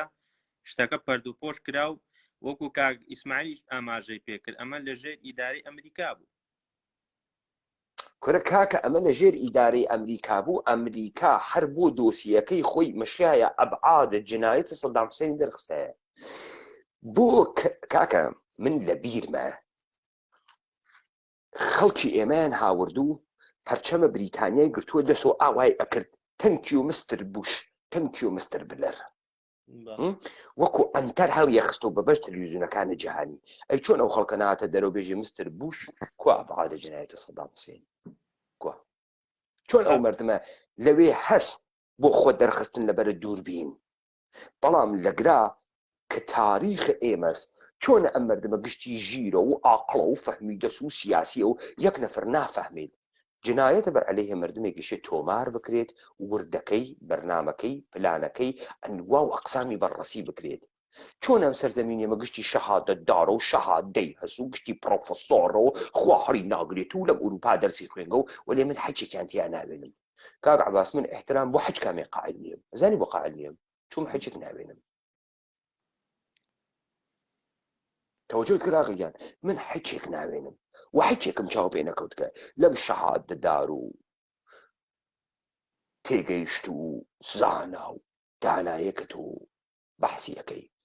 یعنی چی خەڵکی ئەزانی چۆن خەڵکی زانی گێسی ئەگەر خەڵکی زانی گێسی بۆچی نەهاتە دەرەوە وەختی ئەیوت تۆنی بلێت سەنکی و مستر بوش سەنکی و وەختە تەیموری ئەنفاریان ئەوردە کۆنگرێسە ئامریکا بۆ خاتری ئەوەی حملەی ایالات متحدەی ئەمریکا بە عێراق تەوجیهکەن داستانە خۆی تعریفە کردەوە تۆ لە کوێدا دنیا دیکتە کاورا بێتە ناوی دادگا قسە تعریف کاتەوە چیرۆک تعریف کاتەوە لە دادگا تۆ لە کوێ دیکتە مە تۆ مەحامی نییە غەیان بڕۆ دادگایەکی ئاڵمان دانیشە بزانە شاهد تێت قسە تعریف کاتەوە یا شاهد دۆسیەی شەهادەتە خۆی داگە متهم و وەکیل متهم دۆسیەکەیان هەست قازی دۆسیەکەی هەست مدعی العموم دۆسیەکەی هەست یەکسەرەوە لە دۆسیەکەەوە دەست پێکا ئێژە کاکە عەباس شەوە 24 سەی 1970 تۆ ئیدعاکەی لە مەحەلەیە فڵانە کەسا ساعاتی 4 وەستا بووی ئەمە دروستە تۆژی بەڵێ ئێژێ دێوەڵات درۆ ئەەکەی ئەو جێگە تۆ وەساوی فڵانە کوچە نەبوو دیسانە کوچە بوو وانە ئێستا درۆکەکەی نایژێ وانە توێژی وڵات دەی مشەوەش بووم لەبیرم نایە ئەو کوچە بوو ئەو کوچە نەبوو لەگا دەرەکەوێت تۆ درۆەکەی ئێژینە کاک عەباس جەنابەت دێژی من وەکالەتم خوێندە بڕۆ دادگاه ئاڵمان دانیشە 4 فیلم لە دادگاه ئاڵمان بگرە ئەمە کلکەڕێوی مەسخەرەکردنە مردمە کورد وجودی بە بازیگرتن نییە چییە ئەمە وەلی و دەمیان دۆزی گەسەوە من بە کاک ئیسماعیلە بەڵخەیش وتم کاک ئیسماعیل وتی من دڵم مرتاح بوو وتم لێ دڵی من ئاگری گرت بۆیە من وتم لە هەڵەبجە ئێوە وەلی و دەم نییەن ئەگەر ئەمانە شەهیدن شەهید و ئومەتێکن ئەگەر ئەمە زامە ئومەتێک و سەرزەمینێکە و ئەمە ئێمە ساحیبینی نە ئێوە چون تۆ بە دەفتەرێ دۆلار و بە تراپیەک و بە هەڵڕژاندن و خۆت دڵ سوکنا ئەگرێ دەفتەرێ دۆلارە پێ ئەدەن دڵە مرتاحەوێ حاڵە خاسەوێ چواردانە دۆن دەرمەی تورکیەکەیتە خوار و لە خیابانەکان ئەستانبوڵ هەر فەرامۆشیشی ئەەکەی باوکە بوو جەنابە نایژم ببەخشە کاک عەباس خەڵکی ئێژم تێگەم بۆیە ئەگەر یەک قەوسم بیتێ خەڵکی هەڵەبجە لە دوای هەشتاهەتی شۆ بە سیستیماتیک سەرکوت کراوە لە دوای وەرە جینۆسایت کراوە کوڕە خەڵ حاڵیتە ئەم دادگا ناوی قیامەتیانە قیامەتیان یعنی ئەو ئینسانە لە لەحزەی قیامەت ئاوێسیانە ئەو لەحزە وا کەس هەواڵە کەس ناپرسێ وا تۆ هیچ قیامێکە بەلاوە نامێنێ فقط دەرەچی فقط هەڕاکەی ئەو مردمە لەو لەختە ماگەم دادگا بوویە ناوی قیامەتیانە ئاغەیان خۆ من دیبەیتە مقدمەکەم کرد کاولین ئێمە واینە لەختەی قیامەتە هەنووز دەرناتکین بەڵێ کاک پەیمان من مەبەسم یەک نوقتە بوو خەڵکی هەڵەبجە لە دوای نەوەتویەک و ئیسلامیەکان دەسەڵاتیان کرد بەدەسۆ خەڵکی مەنتیقەکان سەرکوت کرد دوای ئەوە شەڕی براکوژی ڕوویە دوای ئەوە پارتی و منتیقی بەدەستەوە بوو، دوای ئەوە یەکێتی گرتیەوە لەم ماوەی بڵێن 92 هەتا 2003 ئەمانە خەڵکی هەڵەبجە لەژێر سەرکوتیا بوو. ئەوە بوو ساڵ لەوازم 2006 بوو خەڵکی هەڵەبجە مۆنومنتەکان سووتان. باشە من ئەمە لە دیبێتی کابسمە سەر ئەوە کە چوینە لای بەرپرسێک و داوای ئەوە ماکووتمان شت بۆ خەڵکی هەڵەبجە بکرێ بەم شێوە جوابی خەڵکیە هەڵەبجەیە وتی خەڵکی هەڵەبجە مستحقی ئەوەن تەلبەنێکیان بە دەورا بکەیت و جلی ڕەش دەبەرکەن و بۆ مردۆکانیان بگرین. خەڵکی هەڵەبجە کوڕە خاس گوێ بگرە خەڵکی هەڵەبجە مەسیە ئێستا جامعەی جیهانی بیبینیا سەری داخستایە خەڵکی هەڵەبجە مەشە ئێستا دارێکی وەدەست وایە لە بەرامبەر گشتیان نابیوێسیە خەڵکی هەڵەبجە ئێستا مەشیان مەچەکی بگرت هەیەتە دەست و ڕووی بکردایە لە نظامە سوڵتە بیوتایە گەوادی کوڕی گەواد بۆ وات کرد بە ئینسانەکان لە ژێرە ناوە لیبرالیزم و ئازادی و دموکراسیە رژیمە ئیاڵەتە متحدەیە ئەمریکا تۆ نەتهێش جنایەتە بەر عەلەیهە ئێمە وا خۆت دەست دواتیا وا ئێوە 300 ساڵەوە ئەکەن بەم ئومەتە مشخص بێ و عەبعادی دەرکەوێ خەڵکی هەڵەبجە مەشیایە ئیستا قیامە ئومەتە کوردی بەدەستیەوە بوایە ئەم دادگای قیامەتیانە هەڵەبجە بۆ ئەوەسە بۆیە من هەڵەبجەم هەڵبژارد چون معتەقدم کانونە قیامە ئومەتە کوردی و ئینسانە کوردی ئێشێ سەرزەمینە شارەزوو بێت خەڵکە هەڵەبجە بڕوا داوای چ بکە شۆسەی بۆ بکەن خەڵکە هەڵەبجە ئیستە مەشیایە ئازادی خواستترین کورتترین ئینسانە سەرگۆی زەوی بوایە بۆیە ئەم خەڵکیان وا پێ کرد لە لەختەی قیامەت ماونەتەوە ئەم خەڵکە بۆیە من ئەوەی گەلە کێسی ئەم خەڵکە لەم لەختەی قیامەتە بمێنێت و بەری پێ ئەگرم نایەڵە مدامە بدات تا بفەهمین ئێمە چیمان لێ قۆمدان بەڵێ کاک پەیمانجامە بەسی من ئەوە بوو بە سیستیماتیکی لە دوای جینۆسایدی هەڵەبجە خەڵک دوای ئەوەش ئیسراحەتی لە ژیانی خۆی نەبینی خەڵکی ئەو خەڵکی کە لە هەڵەبجا بوو لەو دەفەرام مابوویەوە بە کۆمەڵی مەرحەلەی شەڕا تێپەڕ بوو دوای ئەوە خەڵکێک ئەهات ئەیبینی ناحەقێکی زۆری بەرامبەرەکرێدا حەقی خۆی کرێ هەتا ئەوە بوو بە سووتانی مۆنومنتەکە کۆتایی هات وەکوتم بەرپرسێکی بێئەدەب بەم شێوە قسەی کرد من تەنها کەسێک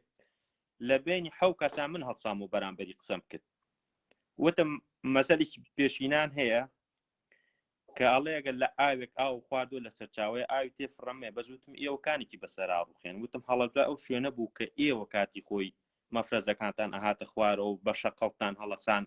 یەک و دوو شەو ئادینانمان بۆ بێنە ئێمە خەریکی شۆڕشین کاکە عەباس بۆخشی مەعزەرەت مەزبۆخشی ها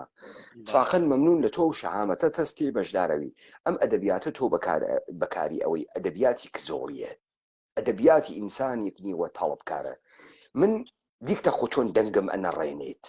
چون من لە تەمام ئەم دنیا تەڵبکارم چون من قسم بەرامبەر کە سەرۆکی حکومەتی هەرێمی کوردستان بە مسوبە جواب مایەوە کاکە ئەجازە بدە کاکە ئەجازە بدە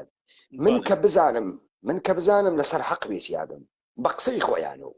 بە تەرەفداریە لە ئەخلاقیانەوە بە تەرەفداریە لە ئازادیانەوە لە ژێرە ناوە ئەخلاق لە ژێرە ناوە ئازادی لە ژێرە ناوە دموکراسی لە ژێرە ناوە ئەو شتانەی کە پێیان ئێژن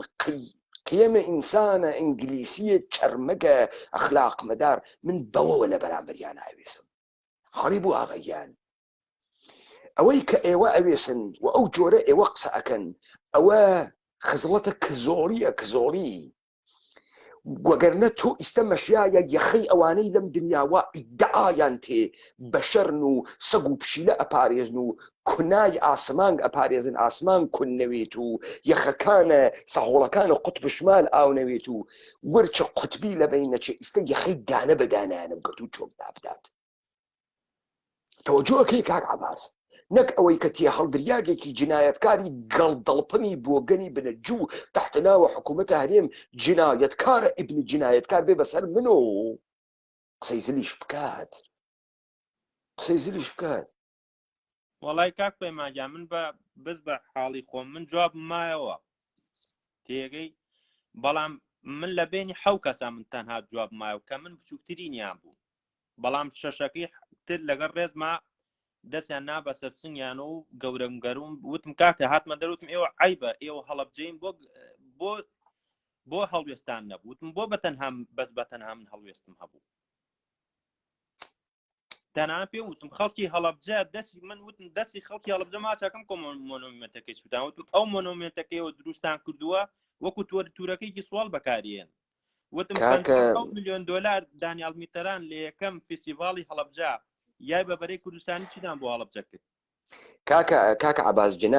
جنابەت شەهامەتێک کردوا پێ هەر لە ڕۆژی ئەوڵ و جوز ئەوڵی شاهیدان بووی لەم دادگا بەشداریت کرد پێت و دیارە من بۆ یە قسە ئەەکەم هەم خۆت بزانی چەنێ حەق بەدەسی تا ئەم جارە گڕەکەت تینە گڕەکەت گەورەتر بێت هەم ئەم ئومەتەی ئێمە وا لە فەسادا من دوێکە وتم براکەم ئێمە کۆمەلگا ناتوانین بگۆڕین وەدێ تۆ لە فەسادا بەشداری مەکە قیامەت هەبێ لە فەسادا بەشداری مەکە بە شوێن مۆدا مەکەوە قسەی فاسد تکرار مەکەرۆ مەکەوە شوێنی مەیکە نان مەچەقێنە ناوە نانە خوێنە خۆتاو بیخۆ مەکە ئەم دنیای چەپەڵێکە دروست کردگە دنیای کەسیفێکە بۆ خۆت و بۆ مناڵەکەتە دروست کردگە کاک عەباس من قسەم تەواو بوو ئەگەر ئێوە قسەیەکتان هەست بەردەوامی کەن و ئەگەر نە تا خواحافیزی بکەین و دادگا 28 تەواوکەین ڕێز و سڵاو خۆشەویستیم هەیە بۆ بینەرانی دیبیتەکەش و ئەوەشی کە دوای ئەوە تەماشایم دیبیتە کات و ئینشاڵڵا لە دیبێتێکیکە قۆناغ بە قۆناغ و مەرحەلە بە مەرحەلە لە ئۆردوگا و لە گەڕانەوەمان بۆ کوردستان و چ مەینەتێکمان بەسەرا هات و وەکو کاک هادی و ئەو شایتانی تر کە باسییان کاک فەرهاد کە 2 ساڵ مەحروم کران لە خوێندن و یعنی وەکو دەرمان بە دوای هەڵەبجەیە ئەگەڕان باسی هەموو معاناتەکەن کە بەسەر یەک پێک و تاک بە تاک و خێزانی هەڵەبجەیە هاتوو یعنی لە کیمیایەکە خراپتر ئەو قۆناغانە بوو کە لە دوای ئەوە بینیمان ئینشاڵڵا لە دیبێتێککە قۆناغ بە قۆناغینە سەر و خوای گەورە موفەقکا و تەمەندرێژ بێت و هەر ئاوا دەنگزوڵاڵ و هەر بە مەردی و بە گەوری بمێنیتەوە کاک پەیمان هەر بژێت کاکە باس زۆر سپاس دەکەم خۆشەویستی خوات لەگەڵ شەوت شاد خواحافیزتان خواتان لەگەڵ شەوە بۆ شاد